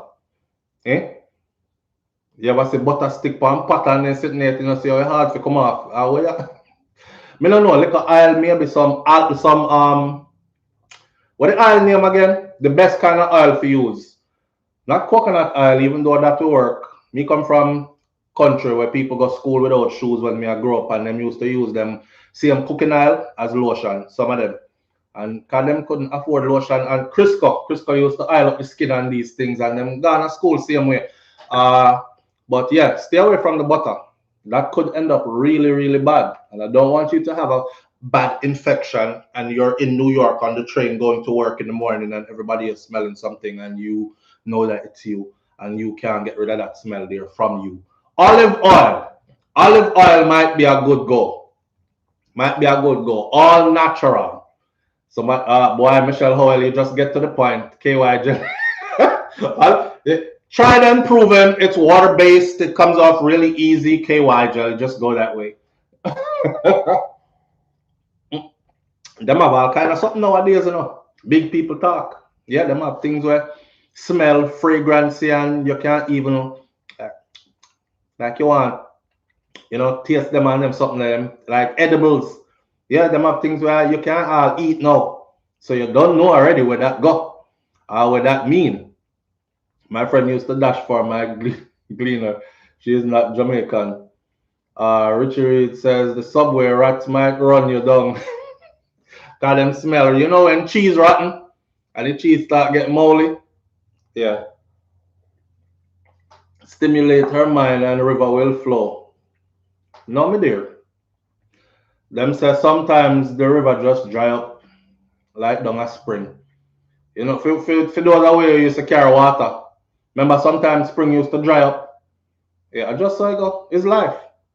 Stimulate our mind all you want to and just dry. If it's dry, it's dry. If the woman tell us that it's dry, it's dry. Nobody take you upon yourself and go feel like you can change anything there. It is what it is. You know? You know us men, because of my lyrics, them, you know, and because I'm so nice and me so this why. No, she dry. She's going through that point in her life. Organic coconut oil, that now is safe. And it's safe for all activities. Not true? Listen up. Let me stop this. Rushane Barnett. This youth. You know, Rushane's, for those of you who don't know, Rushane Barnett is 23 years old. And he's the youth from Clarendon, Coco Piece, killing his cousin and her 4 children. See?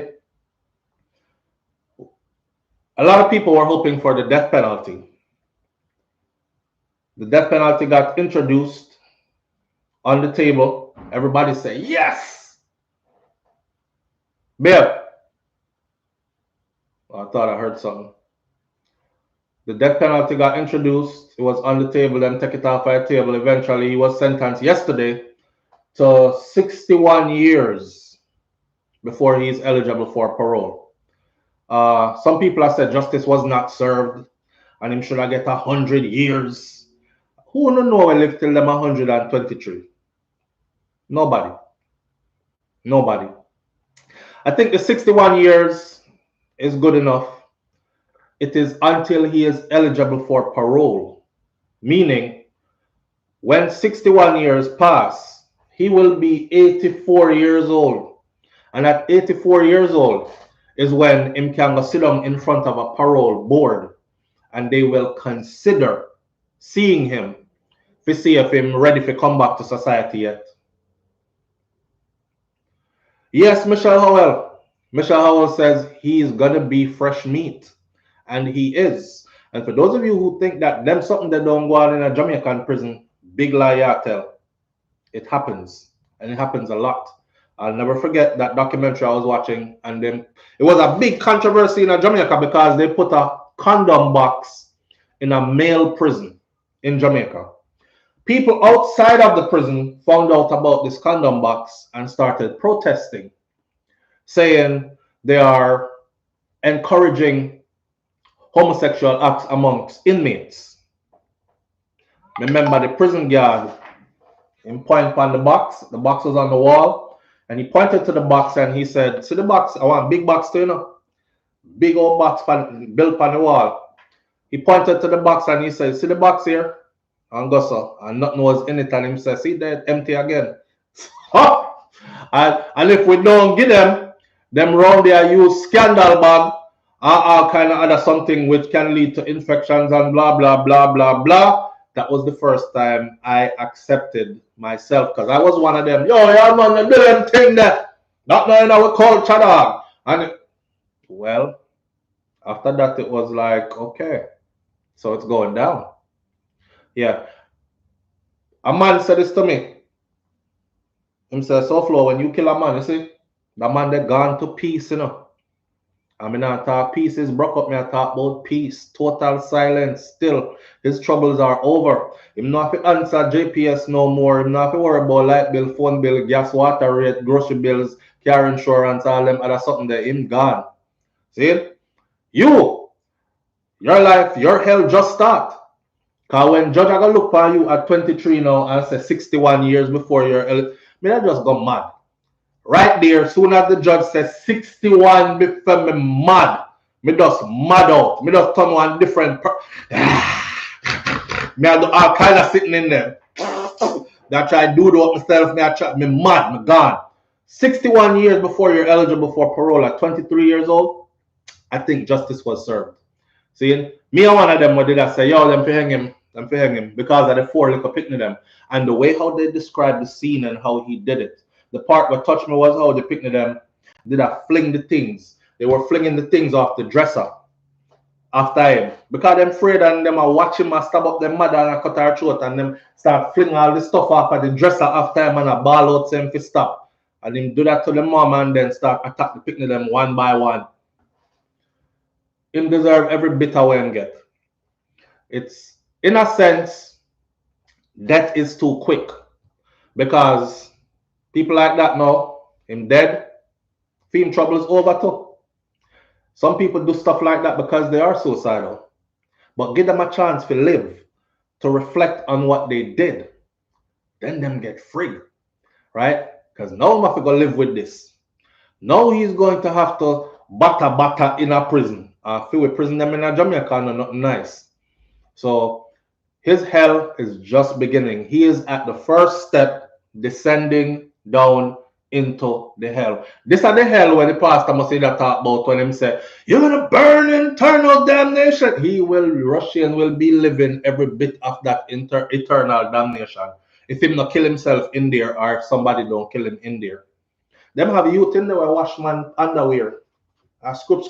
You're part of the Scoops boys team. Bad man in a wear white. If you wear white, stay white in a dirty prison. That means you are Scoops over time in here. And this is how everybody know you if a man take off them big dirty drawers.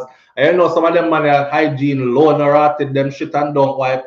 So drawers skin mark them long like I-95 in Florida. So you in there all the days of your life till your whole a Scoops man shitty drawers. And you hear wash it. Why I've been doing this? And you can't come out of that, you know.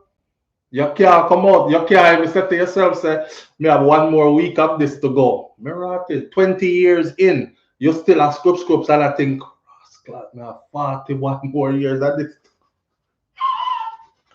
I use one of them nothing, John. I ain't still here, man. You can't do it. Because his hell is just beginning.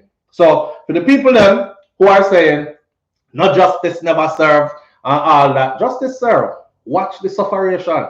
That is the real hell. Watch the sufferation. With him bare hand, Julie tap after the washing machine in there. And you are the washing machine. You are you are the everything in there. Yeah. And just let your mind go wild. You are the everything.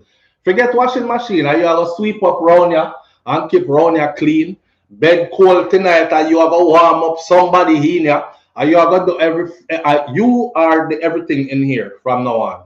Young, little, can't mash ants in a real life. You know them man that were thump and when them thump the thump so weak. It's like one of them thump that when you're thumping in your dream and you feel like you're not hitting anything. Man, I hold you in there and grab you by your throat and box you up. Hey boy. Hey. Yes. Yeah. Take off the pants. Okay. All right then. It's gonna be hell on him. It's gonna be hell on him in there. But you get what you deserve, right? Some people have said them shouldn't put him in a regular prison because he wasn't in the right frame of mind. Let me tell you something. A lot of them youth here, they are perfectly well in the right. Wait till they start passing around in there. And take t-shirt, make miniskirt game. Some of them youth here, you can't tell them nothing. Oh, man, not care. Me not business, SouFLo. Yo, me dead for that too. All right. Dead is easy, my friend. What to when you live feet? You never think about that part there. Look on you. 21. 61 years. It's go rough for you. It is going to be rough for you.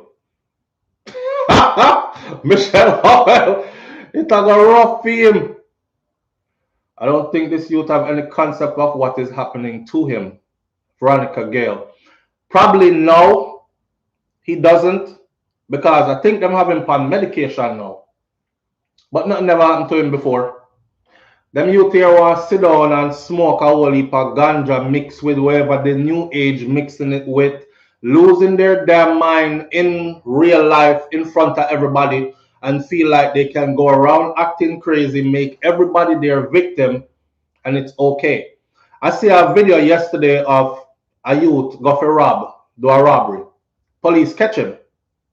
The police have him face down on the concrete, and the gun that had white tape around the handle was on the ground like a couple of feet from him. See? So I'm assuming that gun came from him that he was caught with, because no police now go put on them gun on the ground, and no police now go wrap them gun with no white tape on the handle. All right. Me left a comment and me say, one time gone. Me say, look how them a nice him up. Cause them pick him up nice, you know, and them a walk him to the vehicle and thing. And I say, look how them a treat him nice. One time gone, them would have leave at least couple teeth right there so on the sidewalk, just to remind him that don't do this again. I don't know why. Jamaican people fly down on me for saying that. Oh, big SouFLo does not know about human rights and everybody have to survive. And I say only a criminal would have said something like that, but everybody have to survive. This man just put a gun to somebody and robbed them. He tried to and got caught. He did this before and never got caught. Do you know how traumatized a victim is after they've been robbed at gunpoint? Me get robbed already in Miami, you know, at gunpoint. And me I tell you, say, me top take public transportation. That was the last public transportation me take after that. I start boom ride from people when I know with car and make sure I go buy a car early. Work and save and buy one car early. Quick. I'm getting ready to go on a bus in a Miami. And that day, I did take with some girl at school, jewelry. You know, cause boy, I did that doing thing in at school them time there, you know, you sweet talk and thing, and she take you off and put it around your neck and thing. So I take away Sherry jewelry and take away her ring them and stuff. Me did have one chain what my father give me. It's a rope chain with a ship on it. So I have on 2 chain, and I have on all of the girl ring them. Me I walk to catch bus. And the bus was coming up, and I was at the bus stop. And I put my foot on the bus step. So, I'm hungry see the bus driver yeah them open wide. The man closed the door and drive off for me. As he was doing that, the person behind me, hear me now? I was like, Shane, stop playing, yo, because I think I'm a friend. Because I'm living in a neighborhood there. Shane, stop playing, yo. And when I turn around like this, I look down at the barrel of a gun. And this youth dragged me, go behind a dumpster that was close to the bus stop. It was like, take all your shit off, take all your shit off. The way how the man a shake when the man said, take all your shit off, he was like, take all your shit off. No lie, I could feel the gun vibrating like this for me. And me say, yo, that youth I go squeeze the trigger by accident, you know. And then me start think, my life a flash, because me I think, yo, me I gonna end up either brain dead or something. These things happen. So when you traumatize people like this now, me say, back in the day, them used to left couple teeth that's up on the sidewalk. Don't kill him, because I never kill nobody. I rob him, did I rob? But he was traumatizing people. So look how a couple teeth that's up on the sidewalk, left it right there so to remind him, don't come back here, come do this again. Change your life. The people them that happened to back in the day, a lot of them go right from that scene there when them teeth get licked out, go straight to church. Go straight to church. And some of them turn preacher. Back in the day, me was a bad boy, you know. You may I tell you, me used to terrorize people. Yeah, we know. And then pick out 2 of your teeth and you go to church and go start church. Good, thank God. Right? So me I say, funny thing, me go through that already and it traumatized the daylight out of me. The youth are tell me about take all your shit. I swear, me put up my 2 hands them like this and me tell him, I said, you take them. Because if I move to take them, you look like you about to shoot me in the back of my head. And he start draft the whole I ring them off of my finger them like this. Start draft and ring them. and he reached one ring that was on the finger where you would put a wedding ring on. And tell them young, you know, me about 15, them age of 16. Try to drop my ring. Couldn't get that one day off. I hear me now, no? I get tough talk now, you know, because me don't tell him what to do and him a do it. So the gun vibrate on the side of my head so much no more. I said, man, you can leave that one. That's my engagement ring. I don't know nothing about engagement. I just a talk. Seeing the fear turned into me just talking. And then the man strip off everything. Pop off the 2 chain them off of my neck. And walk past me. Him never run. Him never nothing. Him walk past me across the street. All my stuff in one hand. And I'm gonna swing in him next hand just so. And he walk past across the street and walk straight down one block. Me did they stuck for however long. So you traumatize people when you do these things and feel like, so what? You over there talking about don't do nothing to him because he didn't hurt anybody and everybody have to eat a food or everybody have to live. Go look work. Go look work. Somebody said, SouFlo, you wouldn't want nobody to kill you if you did that. So one paragraph after that, me not read the paragraph there. You wouldn't want nobody to kill you if you did. Stop. That would never be me. Because before me go do that, me rather work 3 jobs. Me rather work till me tired and can't move. Me rather work till me walk around sleeping before me go take up gun, put to people head and rob them for them things. See? So it's choices in life, my friend. Choices in life. And some of them boy make some choice where them need to pay for. Not true? Don't kill him. He wasn't killing nobody.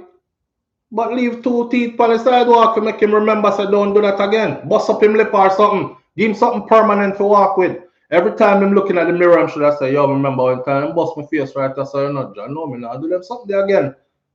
But that's the thing today. We leave everybody. Don't do anything to them in human rights and everybody have them camera now. They're going to show it in court. They're going to throw the case out because the police know right which part to carry go when no camera not there. If it was back in the day, them carry around one corner and kick you in your mouth and quickly remove couple teeth, 2, 3, 4, whatever, and you deal with that. That's how it should be done. And I still think that's how it should be done. You know this new age policing what them do. And that's why the people them stay so Jamaica, because everybody feel like police weak. Police can't do me nothing. Argue with the police, up in our police face. Me say a girl shot a police a box. I said, yes, she dead. She dead for sure. Because if that was America and you a black woman run up on the police and shot him a box like she did, why? You know, so the police start beat her with a stick. The man pull out and flash his sticks up and start woof woof, woof woof. And all these Jamaican people under there with them comments. Wicked rotted police, that's why man can't stop murder. Them man, me no say nothing now, me no cry when them get murdered. Y'all for real? We not for real? Hello. When police come in our area if you do them job, you see, take care of yourself. That's it. It's that simple. Take care of yourself. You live around there, so back of the wall there, go over the wall. You live in there, so go in there. So come out of the police them way, make them do them thing. That's it. Them out there, yo, what's up? Come on, you don't want me see girl, one fat girl, give police a rass box. And some of them women lick harder than man, you know, man. Some of them women lick harder than man. And me dress up and go to work today. So me I go keep the community safe, and it's a volatile community, and this big, heavy, ape hand, heavyweight come slap me in my face. Me can't feel the whole around here, so, and I'm supposed to do what? In the US, they will kill you. I commend the police them in Jamaica where not too quick to kill the people them. Can them give them whole heap of chance, boy. Them give them whole heap of chance. Somebody said my volume needs to be adjusted. I want to my volume. I think I'm loud and clear. Can y'all hear me? Can y'all hear me? Mic check, mic check. Somebody tell me if I'm loud and clear, please. I'm pretty sure I'm loud and clear. It's okay now? All right. But with that said, So they banned certain music in Jamaica, right? Our last topic for the morning is going to be the whole Donna Lee Donaldson case, where it's at right now. There's a the deal for Noel Maitland, so he can get less time and all these things. We are going to get into that. All right. Before that, though, let me talk about this. Them banned certain music in Jamaica. Vybz Kartel to me is, like I said before, this youth to have a song for everything from way back when. So anything happen, you can just, you want to feel angry, go in a Kartel selection. You want to feel happy, go in a Kartel selection. You want to feel horny, go in a Kartel selection. You're broke and you want to feel rich, go in a Kartel selection. You are a whoring woman, but you need some approval and some self-confidence, go in a Kartel selection. Anything the man have a song for. He also had one for the Broadcasting Commission. Listen to that song here. Just listen to the words of that song here. See it?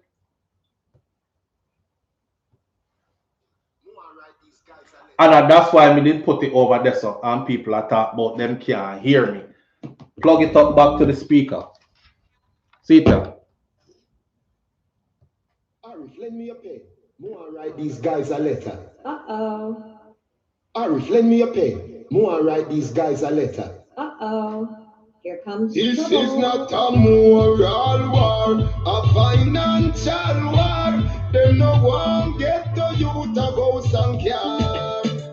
Tell me why you want decide what the public needs to hear. Write these guys a letter. Uh-oh. Here comes This trouble. is not. Arif, lend me a pen. More write these guys a letter. Uh-oh. Here comes This trouble. is not a moral war, a financial war. Them no one get to you to go some car. Tell me why you want decide what the public needs to hear, and the public don't know who you are. What do Broadcasting Commission come and use intimidation? All of a sudden them a fan sound. Sing something like that and get the nation. People want to give your lifestyle, allows you to make that decision. Oh, you feel rich in a public office without any public election. Let me tell you, Mr. BC, don't question my morals. My money mix up in all kind of despicable scandals. And are all of your members free from drug use and alcohol? Have anyone do domestic abuse? Treat them wife like little girl. Avalanche! I know my music, my shop society. I know my music. I was it around in the 1980s. Girl, Avalanche. I know my music, my shop society. I know my music. I was it around in the 1980s. Election does it. I know my music, my shop society. I know dancehall music. And that's how the public does it. One more time. Okay. Avalanche. I know my music, my shop society. I know my music. I was it around in the 1980s. Election does it. I know my music, my shop society. I know dancehall music. And that's how the public does it. As a teacher, hey, oh, we don't know anything about you. Yes, you arrogance of virtue should be put under microscope. You clean what we know won't hurt you. If the music mash up society and you really sure about that, why you never have dialogue with the artist, forum, seminar, workshops, Mr. BC? Don't question my moral. My money mix up all kind of despicable scandal. Tell me all of your members free from drug use and alcohol. Have anyone do domestic abuse? Treat them wife like little girl. Avalanche! I know my music, my shop society. I know my music. I was it around in the 1980s. Election does it. I know my music, my shop society. I know dancehall music. And that's how the public use it. Mr. BC, teacher. I know my music, my shop society. I know my music. I was it around in the 1980s. Election does it. I know my music, my shop society. I know dancehall music. And that's how the public use it. My music is a reflection of the broader society. Without a violent society, we wouldn't have violent music. Art is an expression of life. Love the youths, don't kill them. All right. That song was from some 13, 14, 15 years ago. Sometime around at them time, the background there. So, all right. So there you have it. The name of the song is Anuh My Music. Did you hear that man tell anybody for rob nobody? Did you hear him tell anybody say gunshot for busting a boy face? You hear him telling nobody for pick nobody purse pocket? You hear him say nothing about bleach skin. You hear him say nothing about girl for run pum pum. You hear him say nothing about any of that. These are the songs that Vybz Kartel was making while they had to get rid of that man there. Because him been do this, right? That's why them call him the teacher. He was actually really teaching. And like I said before, the man mixing the medicine with the sweet something. So the medicine bitter, which was the truth, and then he mixing the dance and wind up song them and this song and the other song. And then everybody get confused and thinks that only gun song him do. They were stifling the real songs. He have other songs that are very mind opening. You hear the question them when him ask them, and some of them politicians, how much of them get catch or treat them wife like little girl, beat her in public and all these things. Come from when he must address all these things. And then same one come tell you about you must treat women with respect and you're degrading women in your music and we're signing a law to say ban this. But we just catch you who support that law. You the on camera though, Mr. Politician. Beat out your wife rotted the other day on public and we saw the video. But she love your lifestyle and she love your position. So she not press charges, you not press charges, she move along with like these kind of things. Them go on like them fire you, you're still in power because there's still a way for you to be in power and you are the leaders. Right, Broadcasting Commission. Who is the Broadcasting Commission? Who are they? Who elect them to that position? That is a public office position and nobody in the public never vote for them for the in the office there. That is something you need to think about. Them just fling position the people. These are public positions that are supposed to be upheld by a democratic process. Visibly, we need to see who it is, and then we need to vote in and vote out who it is that controls these things. Anyhow, like I said, anything just go in a cartel catalog. Big up the Vybz Kartel, man. Any part in there. Freedom is a must, yes? All right. With that said, let's get into... Okay, let me touch on this one real quick. So, again, shout out to the good squad of them.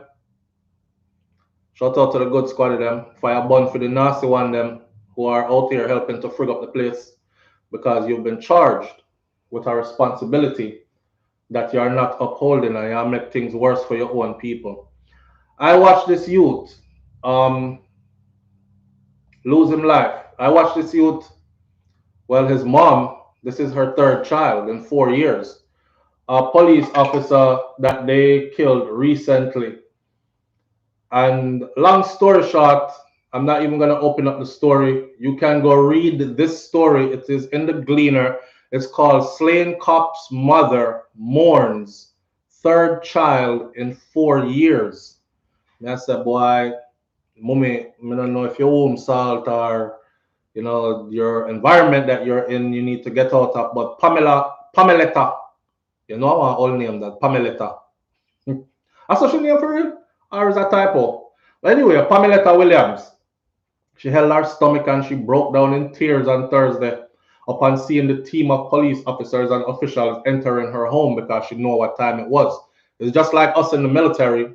Our spouses know that if you see them men show up at your door, if I'm on deployment and you see a group of soldiers show up at your door dressed in their uniforms, especially it's not their field uniform, you already know what time it is. They've come to deliver bad news, right? So they came and they delivered the bad news to her about her son's passing. This youth was at a wake, my friend. He was at a wake. Awake. You know where awake for we? When people dead and you keep 9 nights, you're sending the soul on, it's traditional. All right, that's where he was at.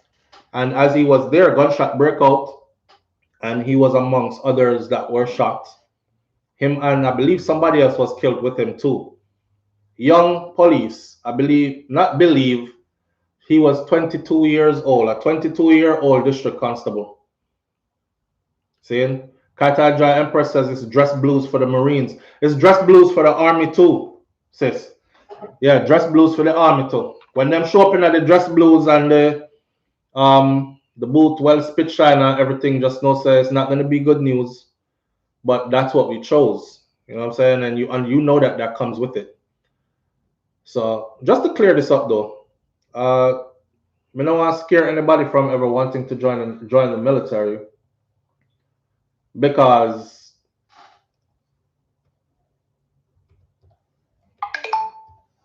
it is what it is. May I try signing in or something there? But not everybody goes to combat. You know what I'm saying?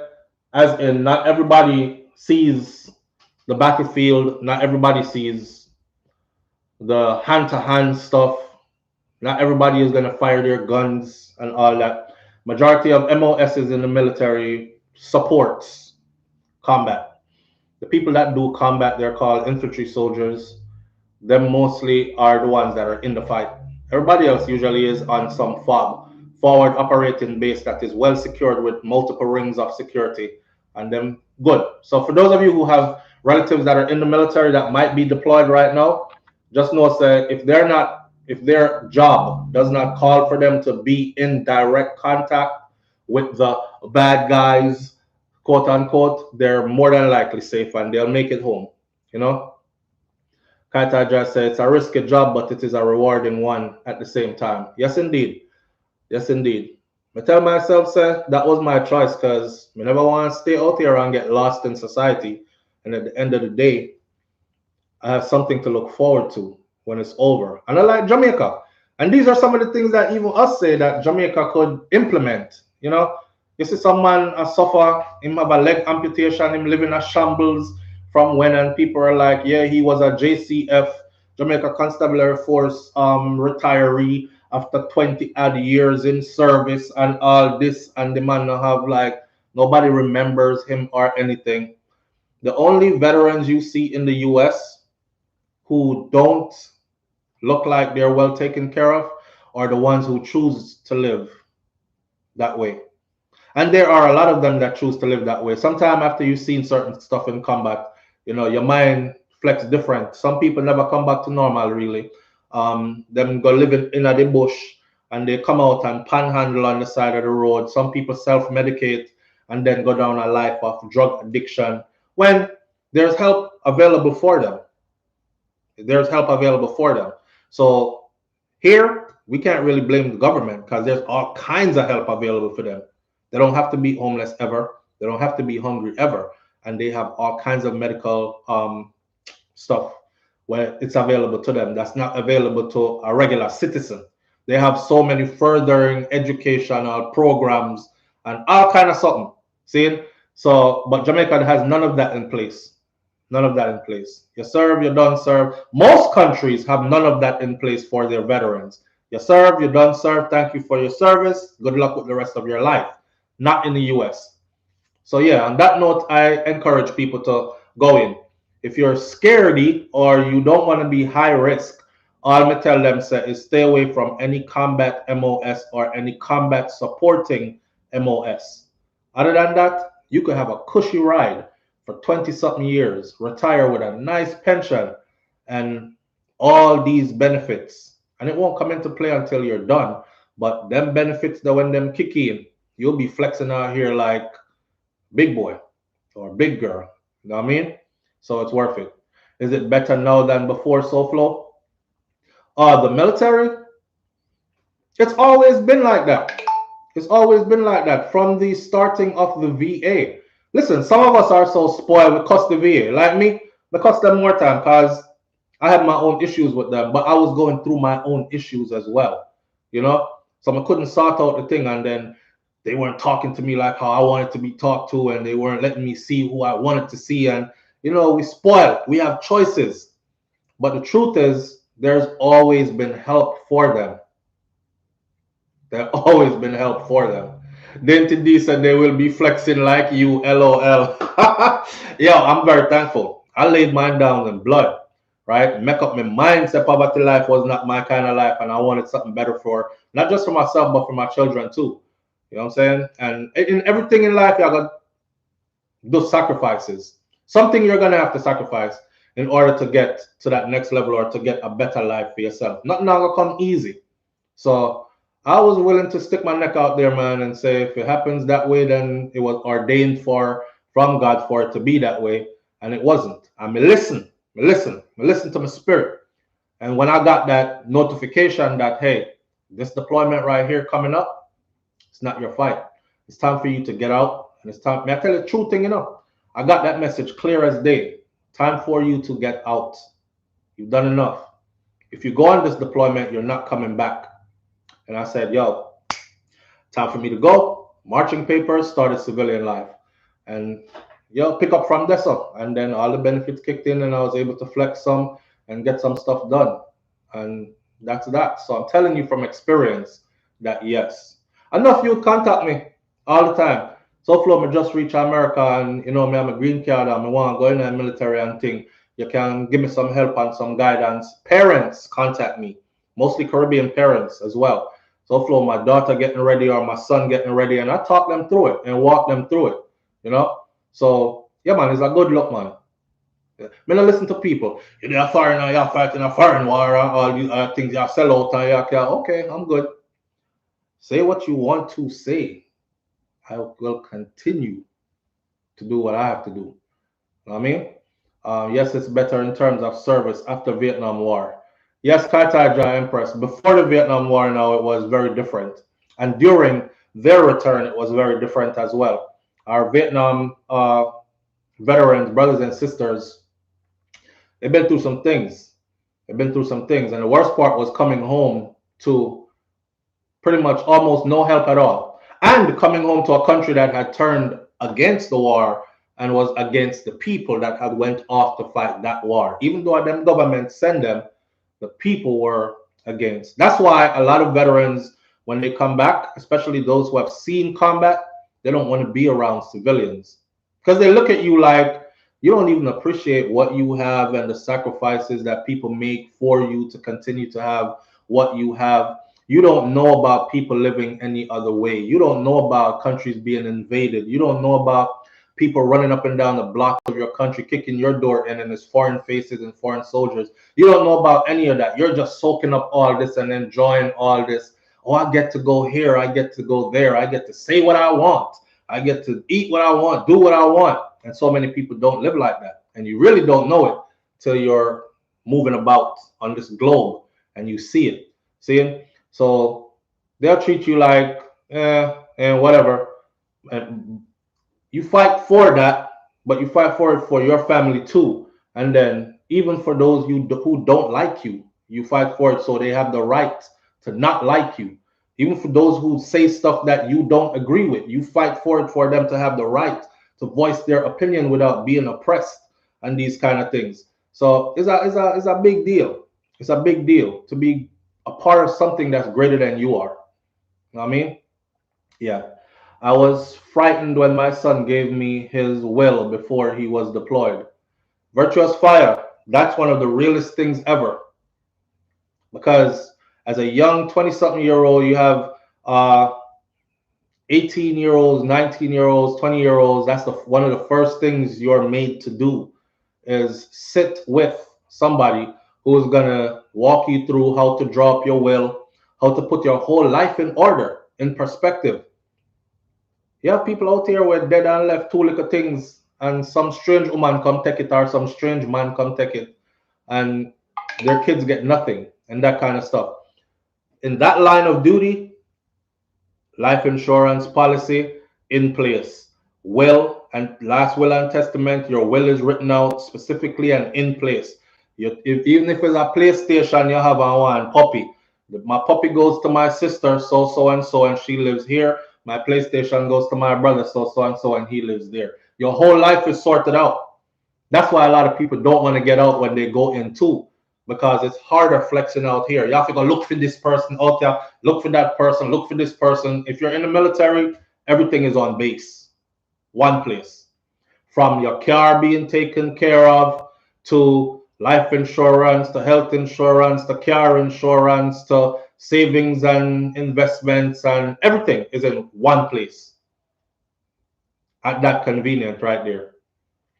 My daughter is about to join SDs. Good luck to her, man. She'll either hate it or love it, or she'll love it and hate it at the same time. Like no, like enough of us did. Some of we hate it, then love it. Some of we love it, then hate it. But shout out to this mom though. It must be hard for a parent losing 3 kids in 4 years. And this youth, district constable, if you hear his family talk about him, they're like he was the one, like he just wanted to do something better with himself. And it was all around him. He could have made other choices, but this the choice he made. We don't know why them kill him yet or anything like that. We don't know if he's just an innocent bystander or he was with somebody who they wanted or whatever the case may be. Very rarely in Jamaica is it you're an innocent bystander though. Very rarely. Very rarely. So we'll wait for the rest of that to come out. I had his picture and I wanted to show his picture because I wanted to put a face to the story so people don't, like I said earlier, if you die and nobody speak about you, you're dead and you're gone. If you die and people recall or remember you and speak of you, then you live on. And that's just an old saying. So I speak of him this morning in that light. I thank him for his service. I know what it's like to be out there and to be in the crosshairs of whoever you deem the enemy, whether they are your enemy for real or not. That's the position that you take up, and you're going to have to live with that and the consequences that comes with that. And sadly, he lost his young life. See me here? Young brother. Him look like a picnic. He actually looks like a picnic. Let me see if I can make the picture bigger. All right. There he is. I have to hold it. But see him there? See? He's a district constable. He's pretty young. He's actually 22 years old. He look like 17, 18.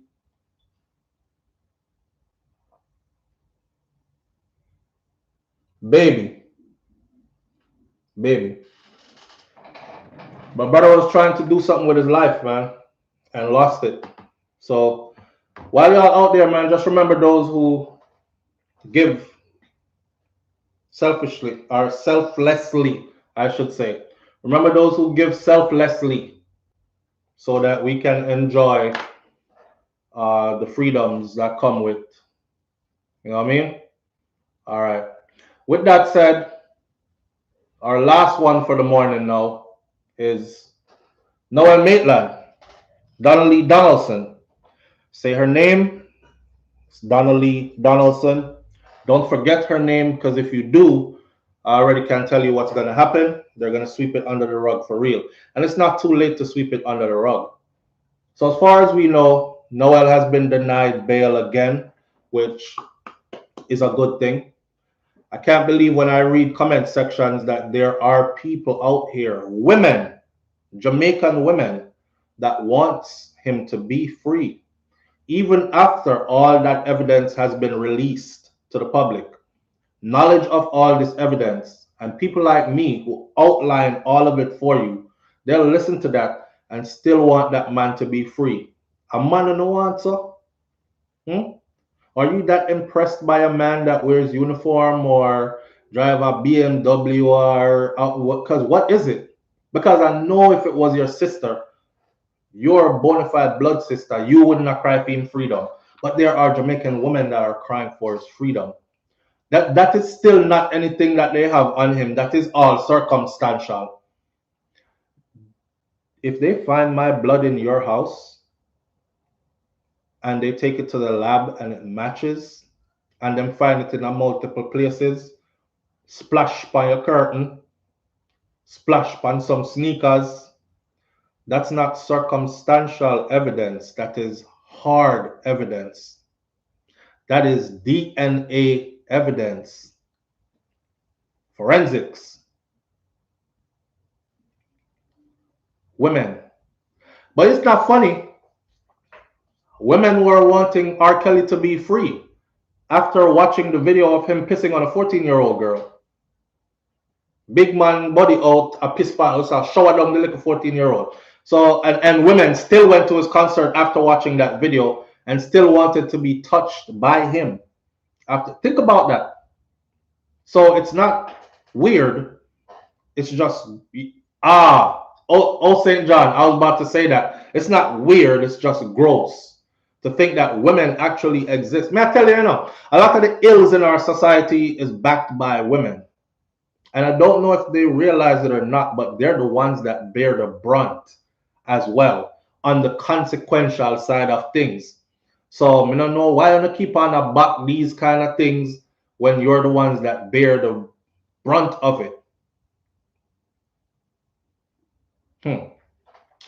Anyhow, they're saying that a deal could be made on his behalf. And I said the only way that a deal could get struck for Noel Maitland is if the only way he can get a plea deal is if he comes with full disclosure. Watch this. He has to be able to say who else was involved, because he never do that alone.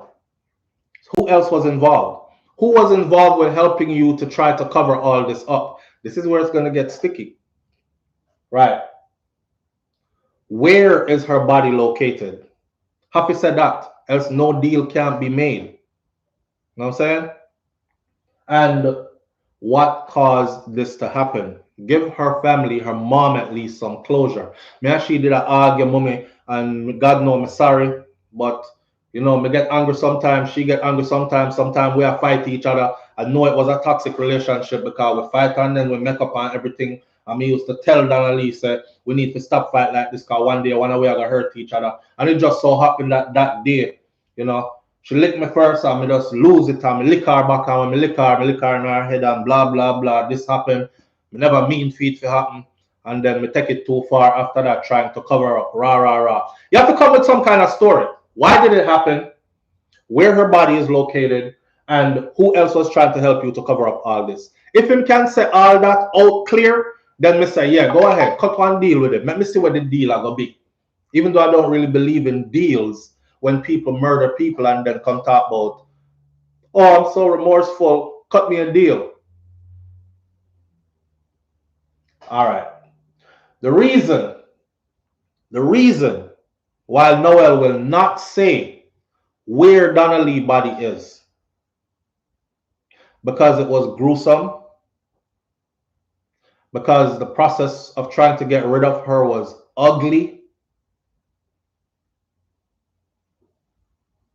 and because his baby mother, which is the policewoman, who some people still believe was involved, she and that baby will have to face the backlash if Noel... See, right now people are speculating, and that's why some people are still calling for his freedom and are still saying them still not really have nothing against it, on him. But if he comes out and confesses and say, yeah, Jano, in trying to get rid of her, we had to do this, that, and the other. Now you're going to hear, Jesus Christ, what a boy, wicked. Can you imagine when home to the girl? So, my honest thought on that, I think that she was dismembered. Don't forget, when I covered the video first, I said, go back to the first video I did on this. Go watch it again. Two things that I said in the first video on the story, first break, and them say, up our boyfriend apartment, up a so and so she did that. I said two things. I said, one, if there's any video footage out there that shows her going in but does not show her coming out, that will tell us that she ended in that apartment. That's one of the things I said. The other thing I said is soon as the story about, oh, and him put out a couch, I said she was in the couch. She was in the couch. Because Noel know, say video camera about the place. Right, BM? I said all that from the very beginning. Noel knows that video cameras are all over the place. So him couldn't walk out with somebody wrap big up, and he couldn't walk out with big garbage bag and bunch of suitcases with body parts. He had to find a way to make it look like he was moving furniture. So he dismembered her to put her in the couch. Kid you not. Me lay down. I don't know why it just come to me say she got sawed in half.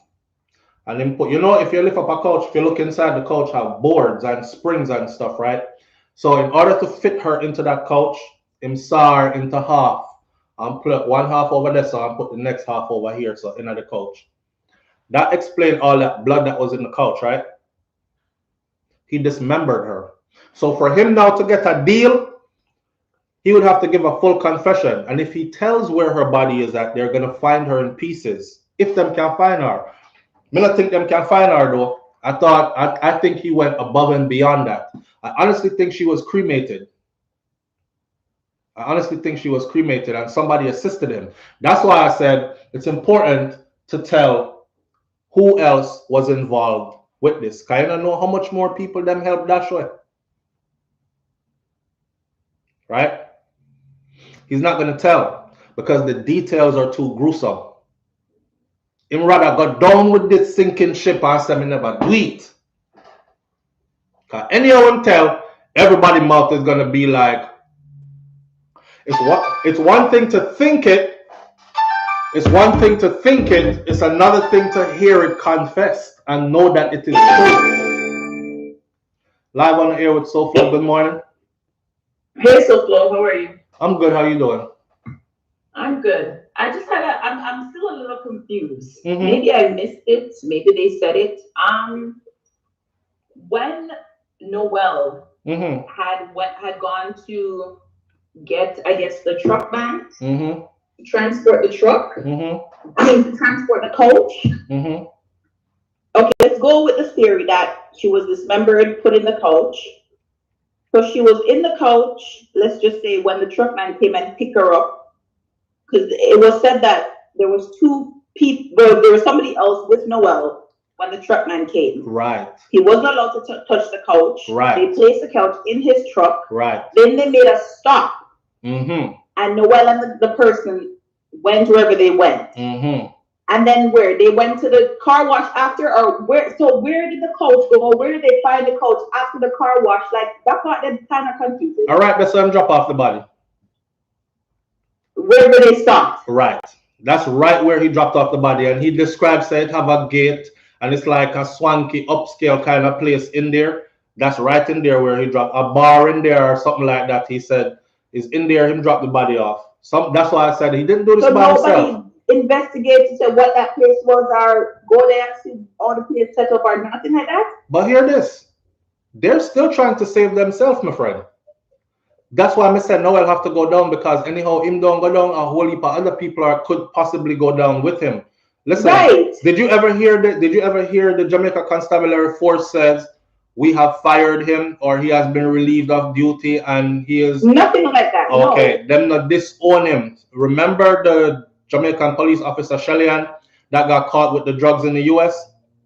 As soon as the US said we found her with the drugs, Jamaican JCF jumps on front page and said, oh, she was fired, immediate released from duty with immediate effect and all this other stuff. Even now they haven't said anything like that about Noel. So they're still cradling him as one of their own, is what I'm trying to say. That's why I tell people. And there's nobody to ask these questions. I don't think the mom got a lawyer. I'm not sure. But it's like these little things that everybody kind of overlooks. The public is seeing it, but who do we go to? Who do you go to and say, how come that's not asked? Why doesn't anybody go there and go ask questions and say, okay, stop here. Something happened here. The truck driver said him come out of the van with somebody else. And stop this off, and then they carried on to the car wash. Right. What if a blood in the coach, the person was saying allegedly. Look like somebody just put them on, and that's the amount of blood will come out. Somebody look like somebody dead in the coach here. Right. So, and those are not stuff to go look on? That is stuff to go look on, but they're not looking. Oh my God. Yeah. They're not looking. And you know why? Because it could possibly put other people in there that are tied to them in other ways. That part. That part. So cover-up still going on. The cover-up is strong. Yes. The cover-up is strong. That's why I'm going to tell people right, keep talking. All right, my friend. Bless up. Bless up. That's why I tell people to keep talking, because the cover-up is strong. And if you stay silent for too long, this stuff is definitely going to go under the rug. You hear the kind of questions that she's asking? Anybody with sense would ask that. So you have to look at like the DPP them and be like, well, how the hell you skip over this? I'm telling you, man, just like that case with the Kajil Mace. I'm going to say, how the hell you skip over this, woman? We already know it wasn't him. He has proof he wasn't on the island.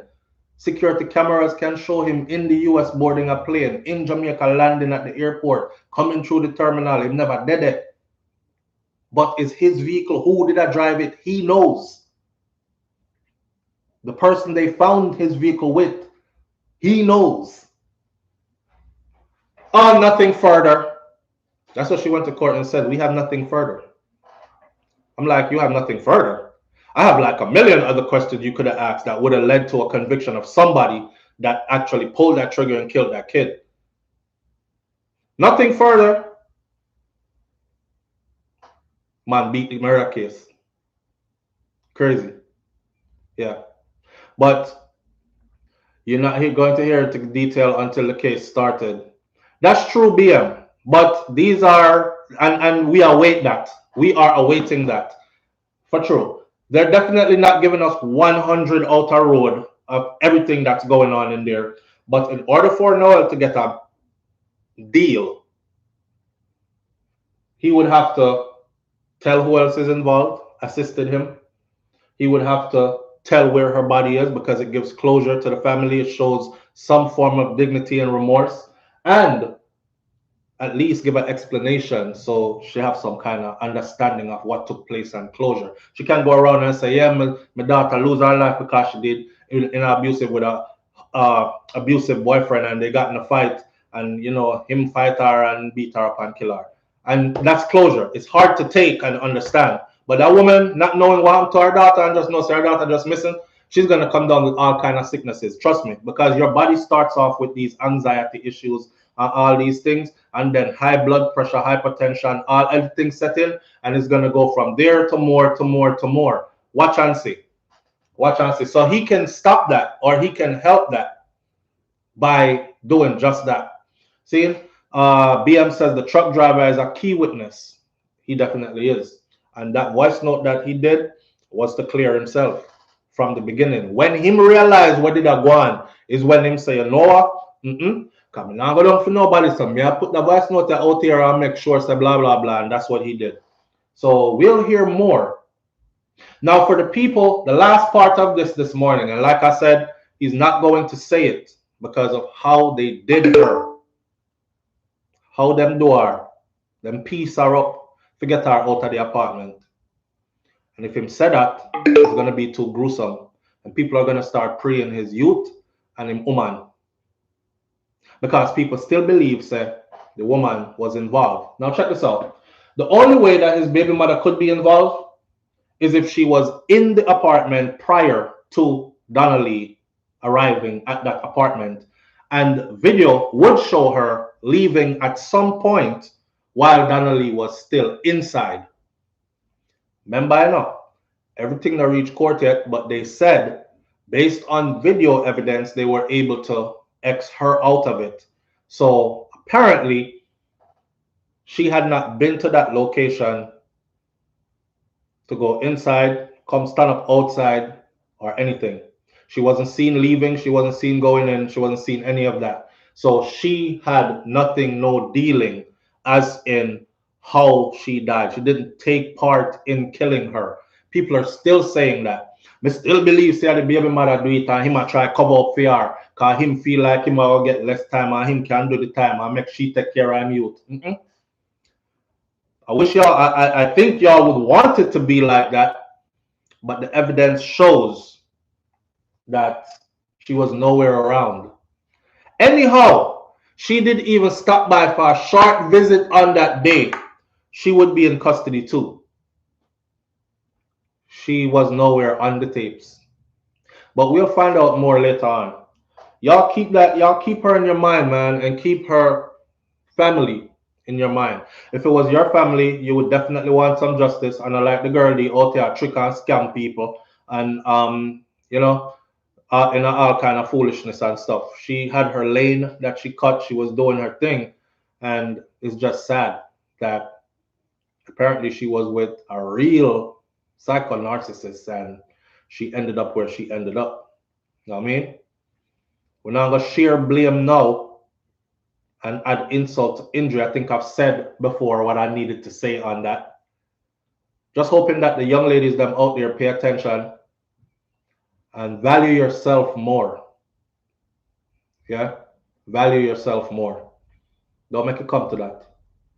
With that said, this is it for us. 3 hours and 10 minutes, like I promised. Big up on yourself. How do you do this to someone who you claim to love? Boy, Karen, there was never love there in the first place. Our culture is crazy because we think that love comes with pain. And we were raised to think that love comes with pain. We were raised to think that the people who love you can hurt you. And it's okay as long as it's them. Right. So think about that. It goes deep. It goes deep. But no love never did it. Most of the time it's about control. All right. One love, y'all. It's Friday. It's the freaking weekend, baby. And we're still experiencing summer weather in Florida. Cold in the mornings, warm enough in the afternoon to jump in the pool. I can't jump in no pool though, because my eye not too good as far as letting chlorine water and these things get in it. Big up on yourself. Thank you for being here. Keep good people around you. Lift your vibrations up. Stay positive. One love. And I'll catch you on videos later down the road. All right? I'm out. Peace. Oh, it's cold in Canada. Sending you some warm vibrations, my friend. Rosalind Smichael says cold in Canada. All right. Kaita Jai, Empress, Virtuous Fire. Big up on yourself. Thank you. And I'll catch you on the next video. Peace.